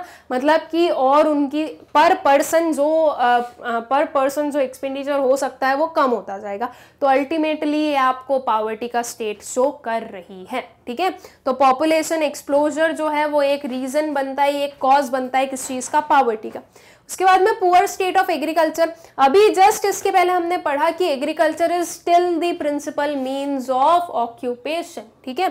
तो जब एग्रीकल्चर पर सबसे ज्यादा पॉपुलेशन डिपेंडेंट है आज की डेट में भी, और उसके बाद में हमें देखने को मिल रहा है कि एग्रीकल्चर का क्या है, पुअर स्टेट है। मतलब कि एग्रीकल्चर सेक्टर जो है वो बहुत ज्यादा अच्छा परफॉर्म नहीं करता है। तो इस पर डिपेंडेंट जो लोग होंगे स्टूडेंट्स, उनका भी जो एक स्टेटस होगा वो बहुत ज्यादा हाई नहीं होगा, उस पर डिपेंडेंट लोगों की हालत भी खराब होगी। और स्पेशली अगर हम बात करें स्मॉल या मार्जिनल फार्मर्स की, जो बिग फार्मर्स होते हैं उन्हें इतना जो है इफेक्ट नहीं करता है ये पुअर स्टेट ऑफ एग्रीकल्चर। उसका रीजन ये है बिकॉज वो बिग फार्मर्स है, उनके पास में बिग लार्ज लैंड होल्डिंग्स है, तो उन्हें जो भी प्रॉफिट अर्न होता है उससे जो है वो प्रॉपर फर्टिलाइजर्स खरीद सकते हैं, प्रॉपर पेस्टिसाइड्स खरीद सकते हैं, प्रॉपर जो है इरिगेशन फैसिलिटी हो सकती है। तो ये सारा जो है इसकी वजह से सिंपली हमें ये शो हो रहा है कि वो जो है अपना एग्रीकल्चर प्रोड्यूस जो है वो थोड़ा अच्छा एनहांस कर सकते हैं, और बिकॉज उनके पास में लार्ज लैंड होल्डिंग्स हैं तो उन्हें जो है output as compare to small farmer ज्यादा मिल ही जाता है। तो इसलिए जो है जो स्मॉल फार्मर्स जो है उन पर ज्यादा इफेक्ट होता है इसका, ठीक है। तो ये जो एग्रीकल्चर का पुअर स्टेट है ये भी एक जो है आपका कॉज बनता है पॉवर्टी में, ओके। फिर आता है हाई इलिटरेसी। देखो ऑलरेडी हमें पता है कि एम्प्लॉयमेंट की कमी है। उसके बाद में स्टूडेंट्स आज की डेट में आप देखोगे जो एम्प्लॉयमेंट अपॉर्चुनिटीज हैं उसमें आपको यूजुअली मिलेगा 12th पास, ग्रेजुएट, पोस्ट ग्रेजुएट या कुछ भी एक स्पेसिफाइड डिग्री, ठीक है। मतलब कि उन्हें चाहिए लिटरेट लोग। अगर कोई 12th पास भी बोल रहा है तो मतलब कि वो पर्सन जो है वो लिटरेट तो होगा ही, ठीक है। तो ये जो है हाई जो इलिटरेसी है ये भी अराइज करती है पॉवर्टी को, बिकॉज आजकल के जो हमारे एम्प्लॉयर्स हैं वो बहुत ही स्पेसिफिक हो गए हैं, ठीक है। उन्हें जो है प्रॉपर रिक्वायरमेंट्स हैं कि हम ऐसे ऐसे पर्सन को ही क्या करेंगे, हायर करेंगे।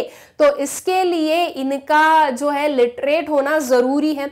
वो जो वर्क दे रहे हैं, वो जो काम प्रोवाइड कर रहे हैं, वो लिटरेट को कर रहे हैं या स्किलफुल पर्सन को कर रहे हैं, ये इलिटरेट्स को नहीं करेंगे। तो ये जो हाई इलिटरेसी है ये भी एक पॉवर्टी का कॉज है कि इन्हें जो है प्रॉपर वर्क नहीं मिलता है, तो इसकी वजह से ये जो है और पुअर स्टेट में ही रहते हैं, ठीक है। फिर आता है कुछ हमारा हाई अनएम्प्लॉयमेंट। जैसे कि अभी तक मैंने आपको बोला ही कि भाई अनएम्प्लॉयमेंट बहुत ही ज़्यादा हाई है, और अगर अनएम्प्लॉयमेंट ज़्यादा है तो मतलब कि लोगों के पास में अर्न करने की जो अपॉर्चुनिटीज़ है वो कम है, ठीक है। तो फिर देखो, अगर सिंपल सी चीज़ है कि मेरे पास में बहुत स्किल्स हैं, ठीक है, मान लो कि मैं जो हूँ बहुत ही टैलेंटेड पर्सन हूँ, बहुत स्किल्स है, लेकिन मुझे जो है मेरे लायक का जो वर्क है, ठीक है, लायक का मतलब आप समझ रहे हो कि जो मुझे मिलना चाहिए था वर्क वो मुझे नहीं मिल पा रहा है। लेकिन द थिंग इज कि मुझे वर्क की बहुत ही ज्यादा जरूरत है, ठीक है, मुझे वर्क की बहुत ज्यादा जरूरत है। तो मैं कोई एक नॉमिनल से ही वर्क में जाकर जो हूँ एम्प्लॉयड हो गई, क्योंकि मुझे जो है काम करना था, मुझे पैसों की ज़रूरत थी। तो मेरे टैलेंट्स या मेरे स्किल्स को मैंने साइड में रख के कोई एक जो छोटा काम था, छोटा काम इन दी सेंस मेरे स्किल्स के कंपैरिजन में देखूं तो मुझे जो वर्क मिल सकता था उसकी जगह पर जो मुझे मिल रहा है, उस वे में बोल रही हूँ, ठीक है। ऐसे कोई भी काम छोटा बड़ा नहीं होता है, बाकी उस वे में बोल रही हूँ कि हाँ मेरी स्किल्स के अकॉर्डिंग मुझे एक बहुत ही हाई प्रोफाइल वर्क मिल सकता था, लेकिन बिकॉज अपॉर्चुनिटीज वहां पे नहीं थी, वैकेंसीज नहीं थी, तो मुझे कोई एक लो लेवल का जो वर्क है वो करना पड़ रहा है। तो अल्टीमेटली मैं हो तो गई एम्प्लॉयड, लेकिन फिर भी वो चीज क्या शो कर रही है कि मैं जो जितना अर्न कर सकती थी उतना नहीं कर पा रही हूँ। दिस इज हाई अनएम्प्लॉयमेंट की जो अपॉर्चुनिटीज है, जो वैकेंसीज है वो बहुत कम है, और क्योंकि पॉपुलेशन इतनी बढ़ गई है तो इतनी हाई पॉपुलेशन को, पूरी की पूरी पॉपुलेशन को एम्प्लॉयड बनाना भी मुश्किल हो गया है। ओके, तो ये जो हाई अनएम्प्लॉयमेंट है ये भी आपका रीजन बनता है, या ये भी एक कॉज बनता है किसके लिए, पॉवर्टी के लिए, ठीक है। फिर जो और आते हैं हमारे हाई इन डेप्थनेस, मतलब कि बहुत ज्यादा कर्ज होना। अब देखो, अगर कोई भी एक पर्सन कर्ज में है ना, मतलब कि उसके पास अगर बहुत ज्यादा डेप्थ है ना, तो वो उस डेप्थ को जब तक पूरी रीपे नहीं कर देता वो एक जो है उसके ऊपर बर्डन ही रहेगा, है ना। तो जब तक वो उसको पे नहीं कर देता तब तक वो उसकी जो इनकम स्टेटस है वो भी नहीं बढ़ पाएगी। रीजन, उसने जो भी अर्न किया वो उसको जो है उसने जो भी बोरो किया उसको पे करने के लिए यूज करनी पड़ेगी। तो यही चीज चल रही है कि उसकी इनकम को वो सेव नहीं कर पा रहा, ना ही वो किसी और चीज में यूज कर पा रहा है, उसे वो रीपेमेंट करना पड़ रहा है। तो ये जो हाई इन डेप्थनेस है ये भी एक रीजन बनता है किस चीज का, पॉवर्टी का। और एक और आता है हमारा हाई इन्फ्लेशन, महंगाई का ज्यादा होना, महंगाई का बढ़ना भी एक रीजन है किस चीज का, पॉवर्टी का। देखो, वैसे ही लोगों के पास में जो है काम नहीं है तो मतलब कि मनी नहीं है, और मनी नहीं है तो ये जो महंगे महंगे प्रोडक्ट्स हैं इन्हें खरीद नहीं सकते, ठीक है। ये जो इन्फ्लेशन बढ़ रहा है इसकी वजह से जो इनकम एक पर्सन अर्न करता है, अगर वो कुछ भी खरीद रहा है तो उसका एक हाई अमाउंट ऑफ इनकम जा रही है उसके पास से, ठीक है, उसके पास में बच थोड़ा सा रहा है। तो ये भी जो है रीजन बनता जा रहा है किस चीज के लिए, पॉवर्टी के लिए। ओके, तो ये कुछ हमारे कॉजेस थे पॉवर्टी के, जो कि आई होप सो कि आप लोगों को क्लियर हो गए कि पॉवर्टी क्यों, किन किन रीजन से अराइज होती है।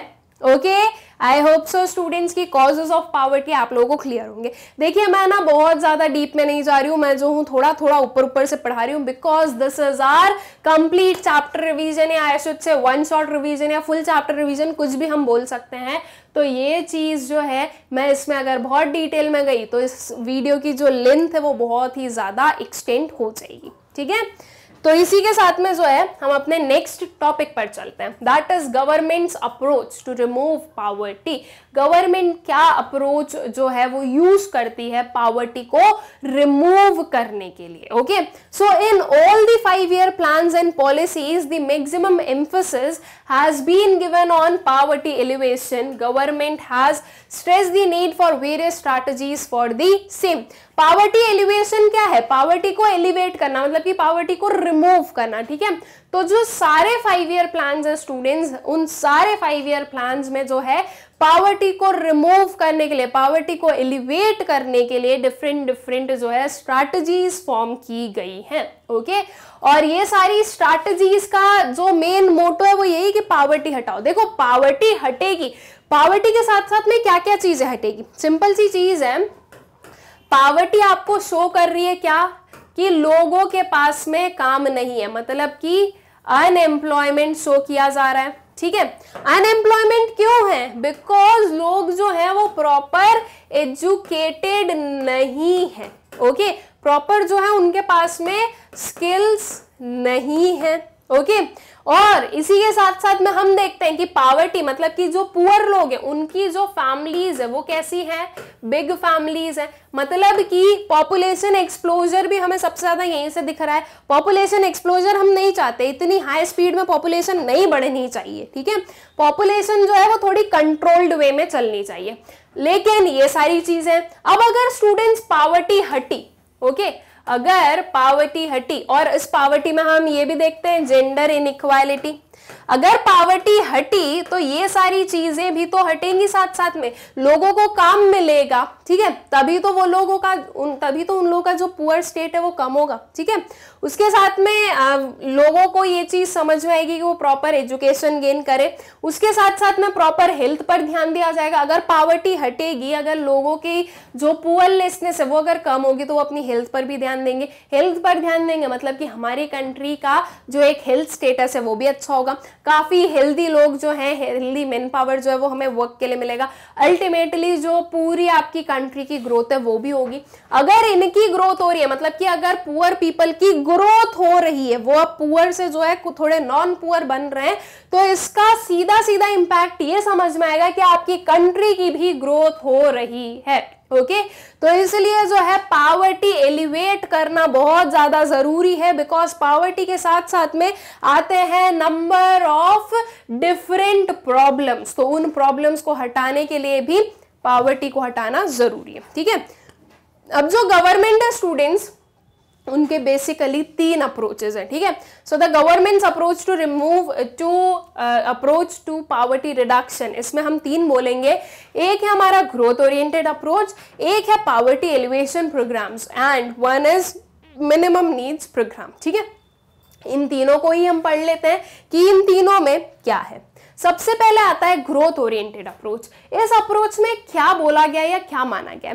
इसमें यह माना गया स्टूडेंट्स कि अगर आपकी कंट्री की ग्रोथ हो तो जो पावर्टी है वो अपने आप रिमूव हो जाएगी। ठीक है, ग्रोथ ओरिएंटेड अप्रोच मतलब कि ग्रोथ करो कंट्री की, जो पावर्टी है वो ऑटोमेटिकली क्या हो जाएगी? रिड्यूस हो जाएगी। ठीक है, ये होता है आपका growth oriented approach. So initiated from the first 5-year plan, this approach is based on an expectation that effects of economic growth, rapid increase in GDP and per capita income would spread to all sections of society and will trigger down the poor sections also. ठीक है, ये मतलब ये माना गया है कि जो रैपिड इंक्रीज होगा जीडीपी में, उसकी वजह से ये जो जीडीपी में इंक्रीज होगा, तो वो जो इंक्रीज्ड जीडीपी है वो पूरे सेक्शन ऑफ सोसाइटी में देखने को मिलेगा और अल्टीमेटली ये पुअर सेक्शन में भी देखने को मिलेगा। तो ये जो पुअर सेक्शन है,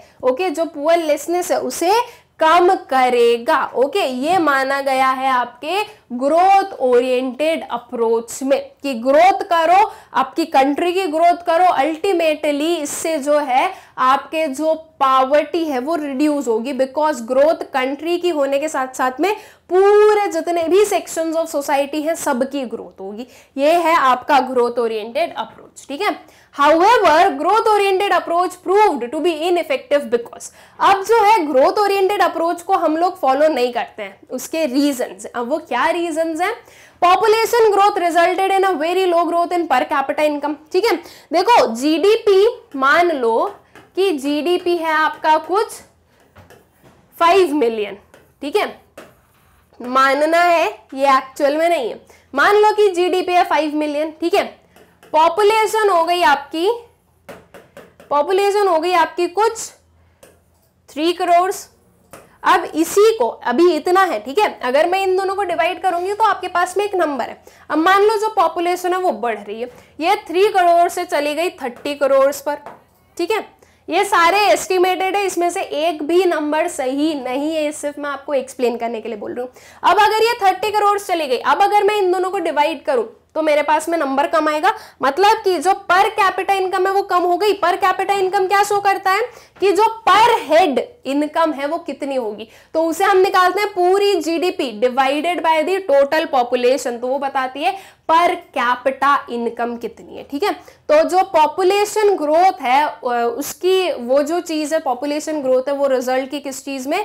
लो पर कैपिटा इनकम में, ठीक है, low growth of per capita income हम बोल सकते हैं। Green revolution intensified the disparities regionally and between large and small farmers. There was unwillingness and inability to redistribute land.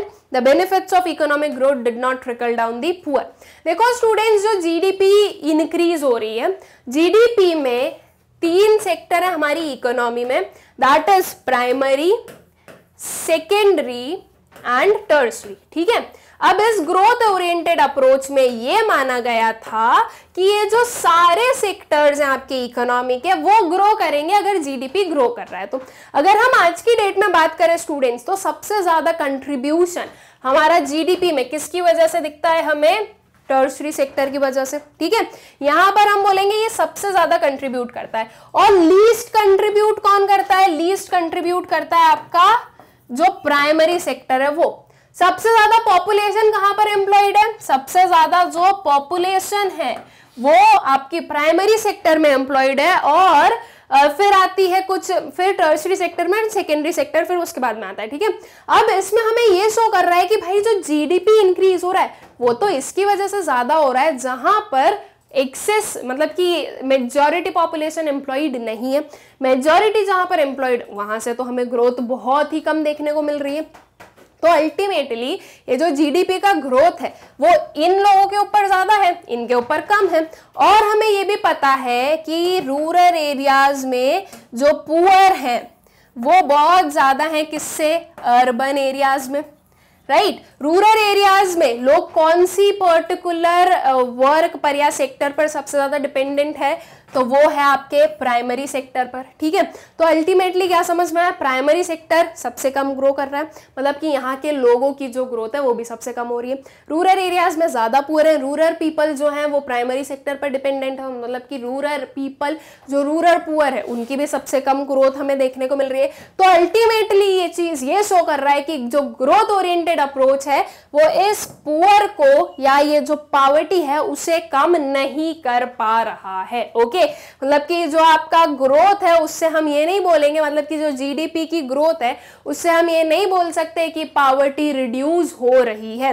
इसके वजह से ये जो ग्रोथ ओरिएंटेड अप्रोच है इसे हमने ये जो है ये इनइफेक्टिव था और इसे हमने जो है कंटिन्यू नहीं रखा, ठीक है।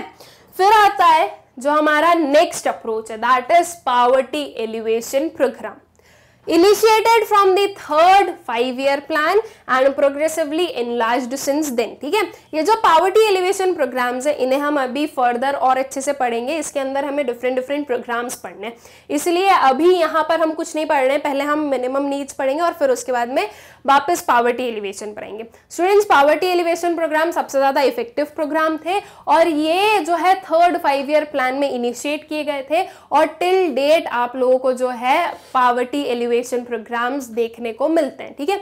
और उसके बाद में जो है मतलब कि थर्ड 5 ईयर प्लान में जब से ये इनिशिएट हुए उसके बाद में ये एनलार्ज ही हुए हैं। ये जो एनलार्ज हुए हैं ये शो कर रहा है कि ये काफी जो है काफी ये इफेक्टिव रहे हैं, ओके। फिर आता है कुछ हमारे मिनिमम नीड्स प्रोग्राम। अब मिनिमम नीड्स प्रोग्राम क्या है? Initiated from the 5th 5 year plan. देखो ये जो 5 ईयर प्लान्स वगैरह ये भी याद रखिएगा, ये भी आपके एमसीक्यूज में पूछे जा सकते हैं। So initiated from the 5th 5 year plan, it aims to provide minimum basic amenities to the people. ये क्या एम कर रहा है? ये एम कर रहा है जो बेसिक एमिनिटीज है, जो मिनिमम बेसिक एमिनिटीज हैं वो प्रोवाइड करने की, ठीक है। People's living standard could be improved through public expenditure on social consumption needs, ठीक है। ये माना गया है कि जो लोगों का लिविंग स्टैंडर्ड है वो कैसे इंप्रूव किया जा सकता है? वो इंप्रूव किया जा सकता है जब पब्लिक एक्सपेंडिचर होगा, मतलब कि जब गवर्नमेंट एक्सपेंडिचर करेगी कुछ सोशल कंजम्पशन नीड्स पर। 3 major programs that aim at improving the food and nutritional status of the poor are। अब ये जो आपका मिनिमम नीड प्रोग्राम है इसमें कुछ 3 जो है स्कीम्स या प्रोग्राम्स चले थे। कौन कौन से थे वो? पब्लिक डिस्ट्रीब्यूशन सिस्टम, जिसे कि हम पीडीएस भी बोलते हैं, integrated child development scheme and mid day meal scheme. Public distribution system ये जो राशन शॉप्स वगैरह थी जिसमें कि गवर्नमेंट जो है प्रोवाइड करती है बहुत ही मीयर रेट्स पर जो राशन होता है वो, ठीक है। जो ग्रेन्स वगैरह होते हैं, चावल दाल, ये सब जो है बहुत ही मिनिमल रेट्स पर जो है सेल किए जाते हैं टू पुअर पीपल। कुछ होते हैं इंटीग्रेटेड चाइल्ड डेवलपमेंट प्रोग्राम जिसमें कि गवर्नमेंट ये देखती है कि एक चाइल्ड का प्रॉपर डेवलपमेंट हो फ्रॉम चाइल्डहुड, ओके। मतलब कि जब से वो बॉर्न हुआ उसके बाद में ग्रो कर रहा है तब तक, पूरा एक इंटीग्रेटेड, मतलब कि ओवरऑल हेल्थ, एजुकेशन, सब कुछ। और फिर कुछ है हमारी mid day meal scheme. Mid day meal scheme is what? ये वो है कि जो लोग स्कूल जाते हैं, जो बच्चे स्कूल जाते हैं उनको दोपहर का जो खाना होता था वो वहीं पर ही प्रोवाइड करवाते थे। ये जो स्कीम थी students, mid day meal scheme, ये इस पर्टिकुलर अप्रोच से या इस थिंकिंग से इम्प्लीमेंट की गई थी कि जब मिड डे मील स्कीम होगी तो इसकी वजह से बहुत सारे लोग अपने बच्चों को स्कूल भेजेंगे, क्योंकि स्कूल में उन्हें खाना मिलेगा और खाना उन्हें ही मिलेगा जो लोग स्कूल जाते होंगे, जो लोग वहां पर पढ़ने जाते होंगे, ठीक है। तो इस वजह से क्या होगा, लोगों की पढ़ाई भी हो जाएगी, मतलब कि एजुकेशन भी हो जाएगा और उन्हें जो है प्रॉपर एक टाइम का प्रॉपर जो है मील भी मिल जाएगा, ठीक है। तो ये जो था मिड डे मील का हम बोलेंगे मिड डे मील स्कीम का एक जो ऑब्जेक्टिव था, ठीक है, या जो एक हम बोलेंगे कि इस पर्टिकुलर एम से ये बताया गया था। तो ये तीनों कुछ प्रोग्राम थे जो कि आपके मिनिमम नीड्स प्रोग्राम में आते थे, ठीक है। ये जो मिनिमम नीड्स प्रोग्राम है उसमें।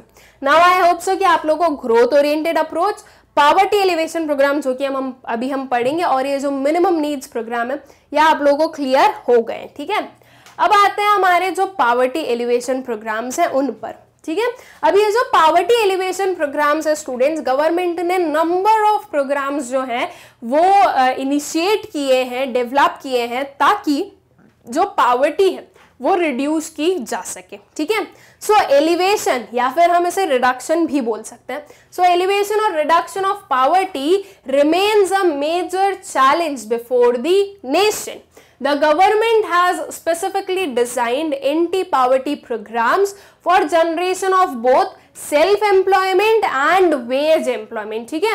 जो गवर्नमेंट है उन्होंने स्पेसिफिकली डिजाइन किए हैं बहुत सारे एंटी पॉवर्टी प्रोग्राम्स जो कि सेल्फ एम्प्लॉयमेंट भी जनरेट कर रहे हैं और वेज एम्प्लॉयमेंट भी जनरेट कर रहे हैं। सेल्फ एम्प्लॉयमेंट का मतलब कि क्या, कि हम जो है खुद एम्प्लॉयड हो गए। मैंने जो है एक शॉप खोल ली, शॉप को छोड़ो, मैं जो हूँ एक कोचिंग सेंटर चला रही हूँ, ठीक है, मेरा खुद का, वो है मेरा सेल्फ एम्प्लॉयमेंट, कि मैं किसी के अंडर वर्क नहीं कर रही हूँ, वो मेरी खुद की है, ठीक है, वो हो गया सेल्फ एम्प्लॉयमेंट। और फिर आता है वेज एम्प्लॉयमेंट। वेज एम्प्लॉयमेंट क्या है, मैं मैग्नेट ब्रेन्स पर वर्क कर रही हूँ, ठीक है, मैग्नेट ब्रेन्स ने मुझे एम्प्लॉयमेंट प्रोवाइड किया है, मैग्नेट ब्रेन्स जो है वो मुझे वेजेस प्रोवाइड कर रहा है, मेरी जो है सैलरी मुझे दे रहे हैं, तो ये है आपका वेज एम्प्लॉयमेंट, ठीक है। आई होप सो कि समझ में आ गया। सेल्फ एम्प्लॉयमेंट मतलब कि खुद जो है खुद ही मालिक है, हमने खुद को एम्प्लॉयमेंट प्रोवाइड किया है। And wage employment is what, हम किसी के अंडर काम कर रहे हैं, किसी और पर्सन ने जो है हमें एम्प्लॉयमेंट प्रोवाइड किया है।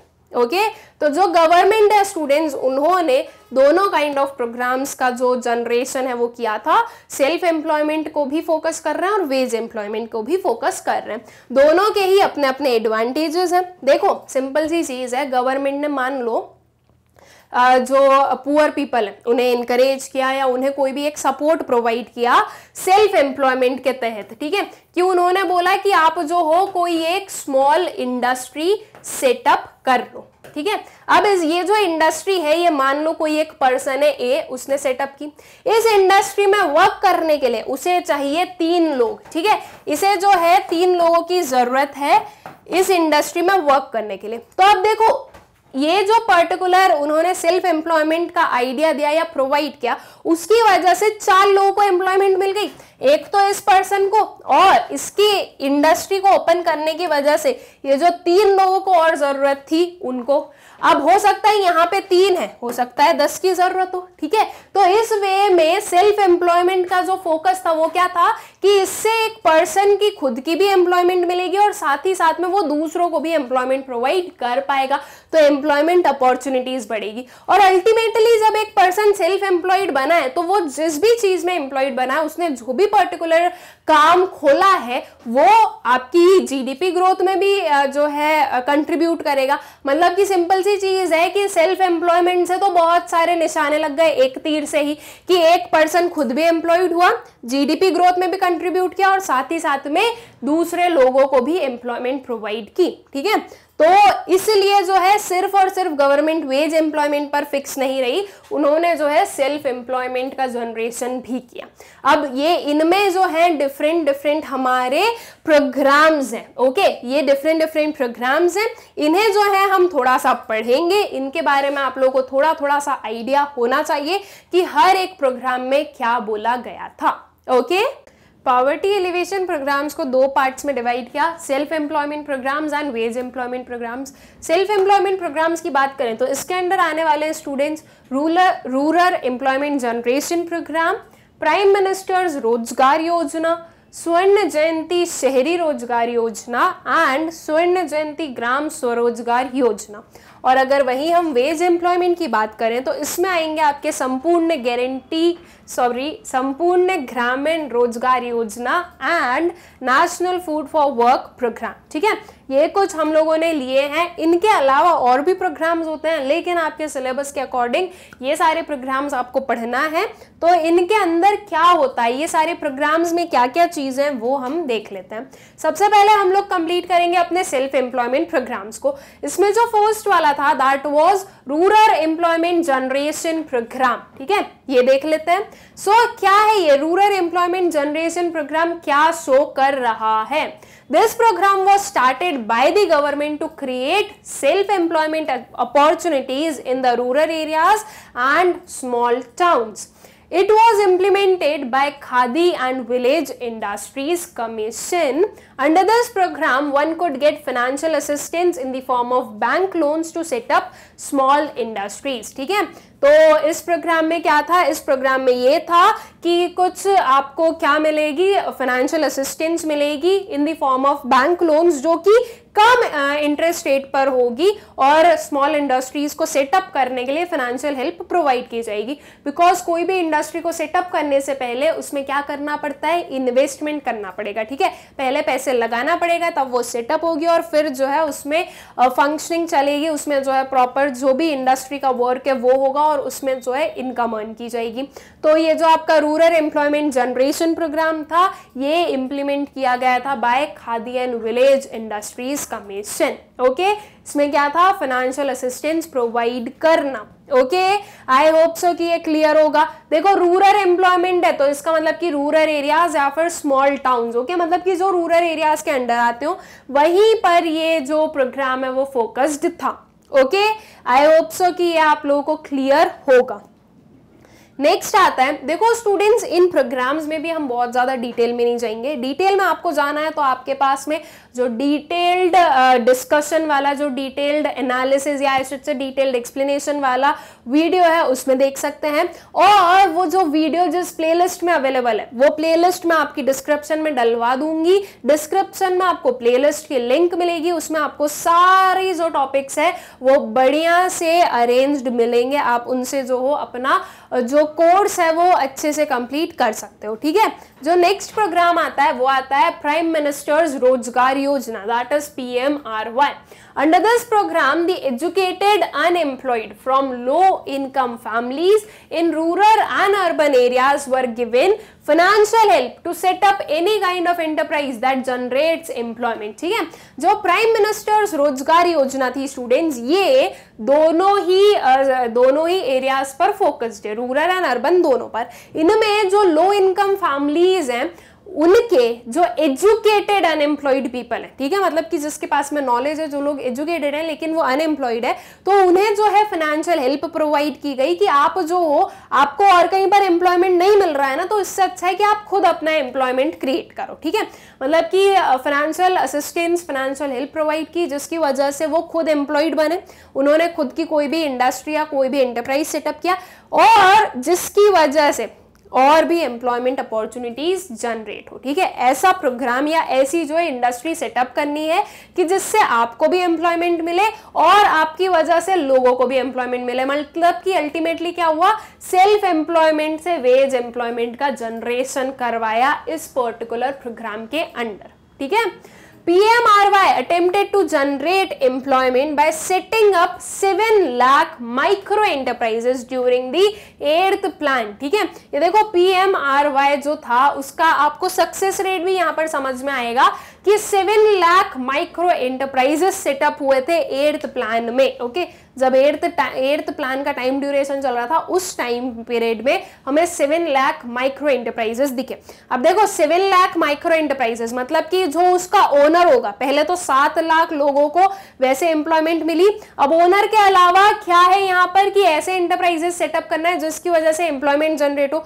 तो वो 7 लाख की वजह से मान लो कि एक एंटरप्राइज में ऑन एन एवरेज हम बोल रहे हैं कि 10 लोगों को एम्प्लॉयमेंट प्रोवाइड किया जा रहा है, तो वो 7 लाख की वजह से दूसरे 70 लाख को भी क्या मिला, एम्प्लॉयमेंट मिला, ठीक है। मतलब कि 70 लाख तो वेज एम्प्लॉयमेंट क्रिएट हो गया, 7 लाख क्या क्रिएट हो गया, सेल्फ एम्प्लॉयमेंट। तो यहाँ पर सीधा सीधा हमें 77 लाख ऑफ एम्प्लॉयमेंट अपॉर्चुनिटीज देखने को मिली, एक काफी बिग नंबर है। तो इसकी वजह से क्या हुआ, जब लोगों को एम्प्लॉयमेंट मिलेगा तो ऑब्वियस सी चीज है, लोग जो है वो इनकम अर्न करेंगे और उनकी जो पॉवर्टी है वो कम होगी, ठीक है। By 2003-4, 3 million people got employment under this scheme, ठीक है। अब मैंने तो आपको सिर्फ 10-10 लोगों की बोला था, लेकिन 2003-4 तक अगर हम देखें तो 3 मिलियन पीपल जो हैं उन्हें एम्प्लॉयमेंट मिला इस पर्टिकुलर स्कीम के अंडर, ठीक है। मतलब कि ये जो हमने अपने जो गवर्नमेंट अप्रोचेस देखे थे, ग्रोथ ओरिएंटेड, पॉवर्टी एलिवेशन और जो आपका मिनिमम नीड्स प्रोग्राम है, उसमें हम देख सकते हैं कि पॉवर्टी एलिवेशन काफी अच्छा वर्क किया था, ठीक है। ये अभी इन्हें पढ़ने से ही हमें समझ में आएगा कि हाँ यहाँ पर जो है, मतलब कि अगर देखें तो पॉवर्टी एलिवेशन प्रोग्राम्स जो वो इफेक्टिव रहे थे, ओके। जो नेक्स्ट प्रोग्राम आता है वो है हमारा स्वर्ण जयंती शहरी रोजगार योजना। क्या है ये, स्वर्ण जयंती शहरी रोजगार योजना।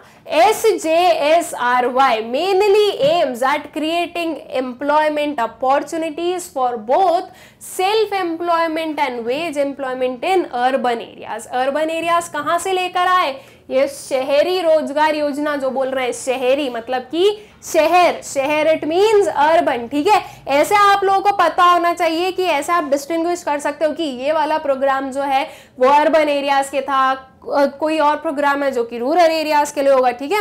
तो शहरी रोजगार योजना में क्या है, आपका अर्बन एरियाज के लिए था, जिसमें कि सेल्फ एम्प्लॉयमेंट और वेज एम्प्लॉयमेंट दोनों प्रोवाइड करने का एम था, सेल्फ एम्प्लॉयमेंट के थ्रू वेज एम्प्लॉयमेंट, ठीक है।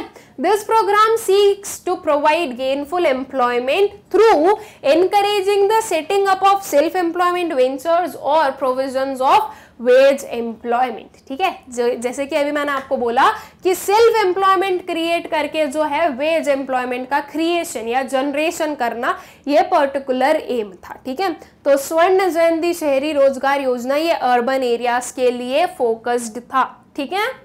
फिर जो नेक्स्ट आता है स्वर्ण जयंती ग्राम स्वरोजगार योजना, ठीक है। अब ये है, इसमें थोड़ा सा ही टर्म्स में हमारे डिफरेंट है। वहां पर स्वर्ण जयंती था, यहाँ पर क्या है, वहां पर कुछ और था। वहां पर क्या था हमारा, ये था स्वर्ण जयंती शहरी रोजगार योजना, और यहाँ पर आ गया है स्वर्ण जयंती ग्राम स्वरोजगार योजना, ठीक है। That is SGSY aims at promoting micro enterprises and to bring the assisted poor families स्वरोजगारीज above the poverty line by organizing them into self help groups, ठीक है। मतलब कि ये जो सेल्फ हेल्प ग्रुप्स था ये कहीं ना कहीं इस पर्टिकुलर जो हमारी जो मतलब गवर्नमेंट की स्कीम थी उसके बाद में है। सेल्फ हेल्प ग्रुप्स क्या है स्टूडेंट्स, देखो सेल्फ हेल्प ग्रुप्स आप लोगों को पता होना चाहिए। जैसे कि मान लो 8 पर्सन का, 8 लोगों का एक ग्रुप है, ठीक है। ये हमने 8 लोग लिए, इनका एक ग्रुप है। अब इस ग्रुप में एक लीडर कौन होगा, कोई भी एक ऑफिशियल होगा। यही लोग आपस में लीडर नहीं बनाते, एक लीडर बनाते हैं ताकि इनके बीच में कोई भी डिस्प्यूट ना हो। अब क्या होता है सेल्फ हेल्प ग्रुप्स में, क्या होता है कि आप लोग जो अपने आप की हेल्प करो, सेल्फ हेल्प, खुद की हेल्प खुद ही करो, ठीक है। अब बोला गया कि भाई 100 रुपीज जो है हर एक पर्सन सेव करेगा अपनी इनकम में से, ठीक है। ये हर एक पर्सन ने क्या किया, 100 रुपीज सेव किए। अब इस 100 रुपीज को वो लोग लेकर आए, जिस भी दिन इन लोग की जो पूरा सेटअप होता है, जो ग्रुप मिलता है उस दिन ये लोग लेकर आए, ये मंथ में एक बार, ठीक है। ये लोग ये 100 रुपीज को लेकर आए, तो इस लीडर को इन्होंने कितने दे दिए, 800 रुपीज दे दिए। अब इन 8 लोगों में से कोई एक पर्सन ऐसा होगा जिसे कि ये पूरे 800 रुपीज मिल जाएंगे। मान लो ये वाला जो पर्सन था इसे मिल गए 800 रुपीज, ठीक है, इस मंथ के लिए, उसे जरूरत थी तो उसे 800 दे दिया। अब ये साइकिल फिर से चली, नेक्स्ट मंथ फिर से हर एक पर्सन को कितना अमाउंट जो है वो सेव करना है, 100 रुपीज, ठीक है। ये वाला पर्सन भी करेगा, ये 800 तो ये यूज करेगा और इसके अलावा ये 100 रुपीज सेव करेगा। फिर से 100 सेव किए गए, फिर से इस लीडर के पास में 800 आए। अब इसे छोड़कर किसी भी पर्सन को जो है जिसे भी जरूरत होगी उसे ये 800 दे दिया जाएगा। मान लेते हैं कि वो इस पर्सन को जो है 800 दे दिया, फिर से सेम प्रोसीजर, ऐसे इस वे में ये सेम प्रोसीजर चलती रहेगी, ठीक है। अब जब तक स्टूडेंट्स लास्ट पर्सन, मतलब कि जब तक हर एक पर्सन के पास में एक बार 800 नहीं आ जाएगा तब तक उस ये फर्स्ट वाले पर्सन को वापस नहीं दिया जाता। मतलब कि हर मंथ में एक पर्सन की क्या होगी, चांस आएगी कि हाँ उन्हें जो ये 800 रुपीज मिल जाएंगे। अब ये ग्रुप जो है ये बड़ा ग्रुप भी हो सकता है, ये छोटा ग्रुप भी हो सकता है, डिपेंडिंग ऑन दैट। लेकिन ये जो सेल्फ हेल्प ग्रुप से ये ऐसे वर्क करते हैं कि आप खुद की हेल्प करो। इसकी वजह से ये हुआ कि इन्हें ये लोग अब एक जो इनकी सेविंग हैबिट है वो भी बनी और इन्हें जो है कहीं से ज्यादा लोन लेने की जरूरत नहीं पड़ी, ठीक है। तो जो आपका स्वर्ण जयंती ग्राम स्वरोजगार योजना है ये क्या प्रोवाइड कर रहा है, ये जो है सेल्फ हेल्प ग्रुप्स बना रहा है और उनमें जो है माइक्रो एंटरप्राइजेस को प्रमोट किया जा रहा है, ठीक है, कि एक छोटे छोटे एंटरप्राइजेस बनाओ और उसमें जो है वर्क करो ताकि आप जो हो इनकम अर्न कर सको, ठीक है। तो ये कुछ हमारे थे सेल्फ एम्प्लॉयमेंट प्रोग्राम्स जो कि आई होप सो कि आप लोगों को क्लियर होंगे। फिर आते हैं कुछ हमारे wage employment programmes. Wage employment programmes में हम लोगों ने मेनली 2 प्रोग्राम्स देखे हैं, वो दोनों को हम लोग देख लेते हैं कि क्या है। संपूर्ण ग्रामीण रोजगार योजना, ये क्या है, संपूर्ण ग्रामीण रोजगार योजना, ठीक है। The scheme aims to provide additional and supplementary wage employment by undertaking labour intensive work, thereby providing food security and increasing nutritional levels, ठीक है। कोई भी काइंड ऑफ जो है गवर्नमेंट वर्क, जैसे कि रोड्स बनाना, ऐसे कोई वर्क्स जो है गवर्नमेंट अंडरटेक कर रही है जिसकी वजह से लोगों को क्या मिल रहा है, एम्प्लॉयमेंट मिल रहा है, ठीक है। तो संपूर्ण ग्रामीण रोजगार योजना बेसिकली क्या चीज बता रही है, ये बेसिकली ये बता रही है कि एक काइंड ऑफ वेज एम्प्लॉयमेंट है जिसमें कि वेज एम्प्लॉयमेंट अपॉर्चुनिटीज प्रोवाइड की जाती है ताकि लोग वहां पर काम करें, अपनी जो इनकम है वो अर्न करें, प्रॉपर जो है उससे फूड मिले उन्हें और जो प्रॉपर न्यूट्रिशनल लेवल है वो उनका बढ़ सके, ठीक है।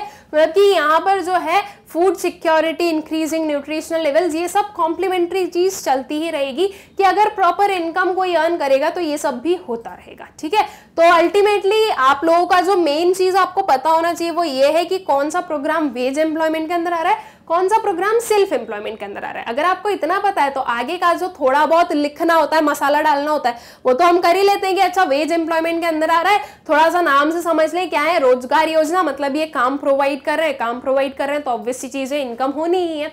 तो इस वे में जो है आपको अगर ध्यान नहीं हो तो आप थोड़ा सा अपना आंसर फ्रेम करके लिख भी सकते हो, okay.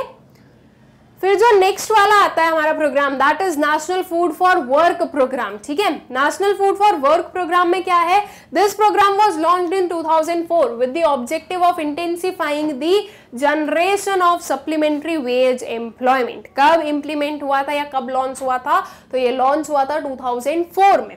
This programme was incorporated in Mahatma Gandhi national rural employment guarantee act in 2005।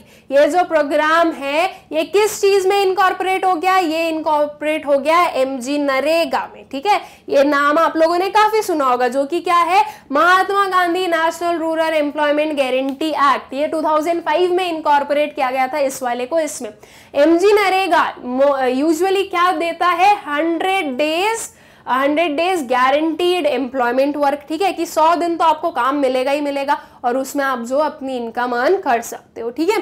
तो ये जो आपका national food for work programme है ये किसमें इनकॉर्पोरेट हुआ, ये इनकॉर्पोरेट हुआ एमजी नरेगा में। ये आप लोगों को पता होना चाहिए, ये याद रखिएगा, ठीक है। आई होप सो कि ये भी आप लोगों को क्लियर हो गया होगा। ये जो हमारे wage employment and self employment है ये आप लोगों को अच्छे से क्लियर हो गए होंगे कि poverty alleviation programmes in India क्या होते हैं, ठीक है। आई होप सो स्टूडेंट्स की ये सब कुछ आप लोगों को अच्छे से क्लियर होगा। MG Narega aims at enhancing the livelihood security of people in rural areas by guaranteeing 100 days of wage employment in a financial year to the rural household whose adult members volunteer to do unskilled manual work, ठीक है। MG Narega क्या provide कर रहा है, 100 days का guaranteed work provide कर रहा है, ठीक है, वेज एम्प्लॉयमेंट, जिसमें कि जो अनस्किल्ड वर्क है वो करने का मौका दिया जाता है कि जिसे करना है वो कर लो, okay. All those among the poor who are ready to work at minimum wage can report for work in areas where this program is implemented. In 2013-14, nearly 5 crore households got employment opportunities under this law, ठीक है। 2013-14 में कितने को मिला, nearly something around 5 crore house holds को। तो इसमें क्या है कि 100 डेज का जो प्रॉपर गारंटीड वर्क मिल रहा है तो उससे लोग अपनी अर्निंग्स कर सकते हैं, उसे थोड़े टाइम तक सेव कर कर आगे यूज भी कर सकते हैं, ठीक है। ये बिल्कुल वॉलंटियरिंग वर्क है, ऐसा कुछ नहीं कि किसी को पकड़ के लाया जा रहा है कि आप काम करो। जिसे काम करना है वो खुद आए, रिपोर्ट करे, जिस भी एरिया में ये वर्क चल रहा है वहां पर आकर काम करे और अपना जो इनकम है वो लेकर जाए, ओके। सो आई होप सो कि ये चीज क्लियर हो गई आप लोगों को। In addition to the above mentioned programs, Indian government has also introduced a few schemes to provide health insurance to poor people, ठीक है। ये programs तो ठीक है, लेकिन इनके अलावा जो इंडियन गवर्नमेंट है उन्होंने कुछ हेल्थ स्कीम्स, हेल्थ इंश्योरेंस जो है वो प्रोवाइड करने के लिए कुछ स्कीम्स लॉन्च की। From 2014, a scheme called प्रधानमंत्री जन धन योजना is available in which people of India are encouraged to open bank accounts, ठीक है। ये जन धन योजना, प्रधानमंत्री जन धन योजना आप लोगों ने सुनी ही होगी। इसमें है कि हर एक पर्सन जो है वो अपना बैंक अकाउंट खुलवाए, ठीक है। और ये जो बैंक अकाउंट है इसमें each bank account holder is also entitled to 1 lakh accident insurance and 30,000 life insurance cover. ये पर्टिकुलर कॉम्प्लीमेंट्री चीज देने की क्यों जरूरत थी या क्या क्यों दिया गया था, तो ये इसलिए ताकि जो लोग हैं वो ये चीज देखकर, ओके, ये इस चीज का लालच उन्हें दिया गया कि देखो अगर आपने बैंक अकाउंट खोला तो ये होगा। और बैंक अकाउंट सिर्फ 1 रुपी से खुल रहा था, तो वो भी एक बहुत ही नॉमिनल है कि कोई भी खुलवा सकता था, ठीक है। तो ये जो है एंटाइटलमेंट्स देकर जो है उन्हें लालच दिया गया कि सब लोग अपना बैंक अकाउंट खुलवाए। बैंक अकाउंट खुलने से ये होगा कि डायरेक्ट जो डिजिटलाइजेशन है वो हो सकेगा, ये जो कैश है वो नहीं देना पड़ेगा, अकाउंट में जो है कोई भी पर्टिकुलर काइंड ऑफ मनी जो है वो क्रेडिट किया जा सकता है, ठीक है। इसलिए जो है बैंक अकाउंट खोलने पर या ओपन करने पर बहुत ज्यादा एम्फेसिस दिया गया था। ओके तो apart from poverty alleviation programmes कुछ ऐसे प्रोग्राम्स भी यूज किए गए थे, ठीक है। फिर now critical evaluation of poverty alleviation programmes. अब हम जो है कुछ क्रिटिकल इवेल्युएट कर ले इन पॉवर्टी एलिवेशन प्रोग्राम्स को कि क्या सही था क्या गलत था, ऐसी वाली चीज, ठीक है। So the poverty alleviation programmes have been found unsatisfactory because of the following reasons. ये अनसेटिस्फैक्टरी क्यों थे, उनके कुछ ये रीजंस है। Lack of resources, unequal distribution of assets, improper implementation, lack of infrastructure and lack of active participation of poor people. Now देखो क्या क्या problems arise हुई। Lack of resources, जो गवर्नमेंट है स्कीम लॉन्च कर दी लेकिन उतने रिसोर्सेज नहीं है, ओके। गवर्नमेंट है वेज एम्प्लॉयमेंट लॉन्च कर दिया लेकिन उतना वर्क नहीं प्रोवाइड कर रही, ये चीजें हो रही है, ठीक है। लैक ऑफ इम्प्लीमेंटेशन, प्रॉपर जो है उस स्कीम का जो प्रॉपर इम्प्लीमेंटेशन है वो नहीं हो रहा है, तो इसकी वजह से भी उसका हमें प्रॉपर जो उसका जो प्रॉपर एक आउटकम है वो देखने को नहीं मिल रहा है। इम्प्रॉपर इंप्लीमेंटेशन वो हो गया। अनइक्वल डिस्ट्रीब्यूशन ऑफ असेट्स, कहीं पर आप बहुत ज्यादा डिस्ट्रीब्यूट कर रहे हो, कहीं पर आप कम डिस्ट्रीब्यूट कर रहे हो, तो ये जो अनइक्वल डिस्ट्रीब्यूशन है। और साथ ही साथ में lack of active participation of poor people, poor people जो है वो बहुत ज्यादा एक्टिवली पार्टिसिपेट नहीं कर रहे थे, ठीक है। जैसे कि देखो स्टूडेंट्स, पुअर पीपल क्या होता है, एक ये भी माइंडसेट है लोगों का कि जब गवर्नमेंट हमें सब कुछ जो है बहुत ही नॉमिनल रेट्स पर प्रोवाइड कर रही है, बहुत सारे जो है हमारे लिए सब्सिडीज वगैरह, तो हम काम क्यों करें। ये एक पर्टिकुलर जो है माइंडसेट बहुत सारे लोगों का बन गया है, पुअर लोगों का, कि उनको ये है कि हम इतना काम क्यों करें, हमें काम कर कर कमाने की इतनी जरूरत क्यों है, हम थोड़ा बहुत कमा लेंगे, बाकी गवर्नमेंट हमें 1 रुपए 2 रुपए में चावल दाल ये तो दे ही रही है, तो हमारा खाना तो हो ही जाएगा, तो इसलिए हम इतना काम करें ही क्यों। तो ये कुछ जो चीजें हैं इनकी वजह से भी जो ये पॉवर्टी एलिवेशन प्रोग्राम्स ही उतने सक्सेसफुल नहीं हुए, और इन चीजों की वजह से भी कई बार जो है प्रॉपर जो आउटकम है वो नहीं मिल पाता है, ओके। मतलब कि कहीं ना कहीं जो पुअर पीपल का एक्टिव पार्टिसिपेशन है उसकी भी कमी होने की वजह से ये प्रोग्राम्स का प्रॉपर आउटकम हमें देखने को नहीं मिला, ओके। सो आई होप सो कि ये जो हमारे पॉइंट्स हैं ये भी आप लोगों को अच्छे से क्लियर है। एंड विद दिस स्टूडेंट्स, हमारा जो ये चैप्टर था पॉवर्टी वो हमने फुल्ली कंप्लीट कर लिया। इफ मैं वापस बोल रही हूँ, इफ आपको लगा हो कि मैंने स्पीड में खत्म किया है तो आपको क्या करना है, आपको डिस्क्रिप्शन में लिंक मिलेगी, किस चीज की, प्लेलिस्ट की, ठीक है। जो इंडियन इकोनॉमिक डेवलपमेंट है उसके प्लेलिस्ट के लिंक मिलेगी, उस लिंक पर जाना, उसको थोड़ा स्क्रॉल करना, वहां पर आपको चैप्टर वाइज हर एक टॉपिक जो है वो अरेंज्ड मिलेगा। वहां से आपको जिस भी टॉपिक को पढ़ना है, जिस भी टॉपिक का डिटेल्ड एक्सप्लेनेशन पढ़ना है, आप आराम से उसे पढ़ सकते हो, ठीक है। सो आई होप सो स्टूडेंट्स कि ये पर्टिकुलर चैप्टर आप लोगों को अच्छे से क्लियर होगा, और ये जो हमारा 1 शॉट रिवीजन था यह आप लोगों के लिए बेनिफिशियल होगा कि ऑलमोस्ट समथिंग अराउंड 2 आवर्स में आपने जो है आपका पूरा चैप्टर अच्छे से कंप्लीट कर लिया है। नाउ जो एक और चीज सीखनी है वो ये है कि आप लोगों को मैग्नेट ब्रेन्स की वेबसाइट से वीडियोस कैसे एक्सेस करना है। बहुत ही सिंपल प्रोसीजर है, गूगल ओपन करो और उसमें आपको डालना है magnetbrains.com। आप ये सर्च करोगे तो जो वेबसाइट है स्टूडेंट्स वो ओपन हो जाएगी। इसे स्क्रॉल कीजिएगा, इसे स्क्रॉल करने पर आपको यहाँ पर ऑप्शंस दिख रहे हैं, क्लास 12th से लेकर class first, kindergarten, NCERT, exemplars and extra learning, सारे जो है आपको जो सेक्शंस है वो दिख रहे हैं। अब आप लोगों को तो क्लास 12th इकोनॉमिक्स पढ़ना है, तो देखो क्लास 12th ऑलरेडी ओपन ही मिलेगा। यहाँ पर आपको दिख रहा है क्लास 12th इकोनॉमिक्स, इसमें जो वॉच नाउ है इस पर क्लिक करें। वॉच नाउ पर क्लिक करने से कुछ ये ओपन होगा, ठीक है। अब यहाँ पर आप लोग देखोगे students watch chapter wise videos, इसके अंदर आप लोगों को मैक्रो इकोनॉमिक्स और इंडियन इकोनॉमिक डेवलपमेंट दोनों ही जो हमारी बुक्स हैं उनके जो सारे चैप्टर्स हैं और जो सारे टॉपिक्स हैं वो सिस्टमैटिकली अरेंज मिलेंगे। सिर्फ और सिर्फ चैप्टर और टॉपिक है नहीं, साथ साथ में जो एमसीक्यूज हैं वो भी मिलेंगे और जो 1 शॉट रिवीजन है वो भी मिलेंगे। बस आपको करना क्या है, इसको थोड़ा स्क्रॉल करना, आपको सब कुछ इजीली विजिबल हो जाएगा। बस थोड़ा ध्यान से पढ़ लेना, ठीक है। तो मैक्रो इकोनॉमिक्स और इंडियन इकोनॉमिक डेवलपमेंट का जो पूरा जितना भी हम लोगों ने किया सब कुछ यहाँ पर आप लोगों को मिलेगा। नाउ मान लीजिए कि हमें जो है अपनी जो मैक्रो इकोनॉमिक्स का चैप्टर है मनी एंड बैंकिंग, उसका ओवरव्यू पढ़ना है, तो वो कैसे पढ़ेंगे? देखो ये मैक्रो इकोनॉमिक्स में हमें चैप्टर 3 मनी एंड बैंकिंग दिख रहा है, इस पर क्लिक करना है। इस पर क्लिक करने से इसके अंदर के जो टॉपिक्स है ना वो ओपन हो जाएंगे, ठीक है। अब यहाँ पर ओवरव्यू दिख रहा है, वॉच नाउ दिख रहा है, इस वॉच नाउ पर क्लिक करना। वॉच नाउ पर क्लिक करते ही जो वीडियो है वो प्ले हो जाएगा, ओके। अब मान लो आपको नेक्स्ट वीडियो देखना है, तो इस side down side next video का ऑप्शन है, आप इस पर क्लिक करें, नेक्स्ट पर चले जाएंगे। इफ नेक्स्ट नहीं दिख रहा है तो यहां से कैंसिल कर देना, वापस जो आपका वेबसाइट का होम पेज है वो ओपन हो जाएगा, ठीक है। फिर से सेम प्रोसीजर अप्लाई करना और इसी वे में आप किसी भी क्लास के किसी भी सब्जेक्ट के किसी भी टॉपिक को बहुत ही इजीली एक्सेस कर सकते हो। आई होप सो स्टूडेंट्स की ये चीज़ आप लोगों को अच्छे से क्लियर हो गई होगी। अब एक और जो छोटा सा काम है वो आपको ये करना है कि आपको जो हमारा मैग्नेट ब्रेन्स का जो यूट्यूब चैनल है उसे सब्सक्राइब करना है, ताकि आप लोगों के पास में टाइमली नोटिफिकेशन आए और आप किसी भी लेक्चर को मिस ना करें। साथ ही साथ इन वीडियोस को आपको ज़्यादा से ज़्यादा शेयर करना है, ताकि ये जो क्वालिटी एजुकेशन है बिल्कुल फ्री ऑफ कॉस्ट वो ज़्यादा से ज़्यादा स्टूडेंट्स तक पहुंच पाए। And also do like the videos. I hope so कि ये सारी चीज़ें आप लोगों को अच्छे से क्लियर है और जो हमारा चैप्टर था पॉवर्टी वो भी अच्छे से क्लियर है। Thank you.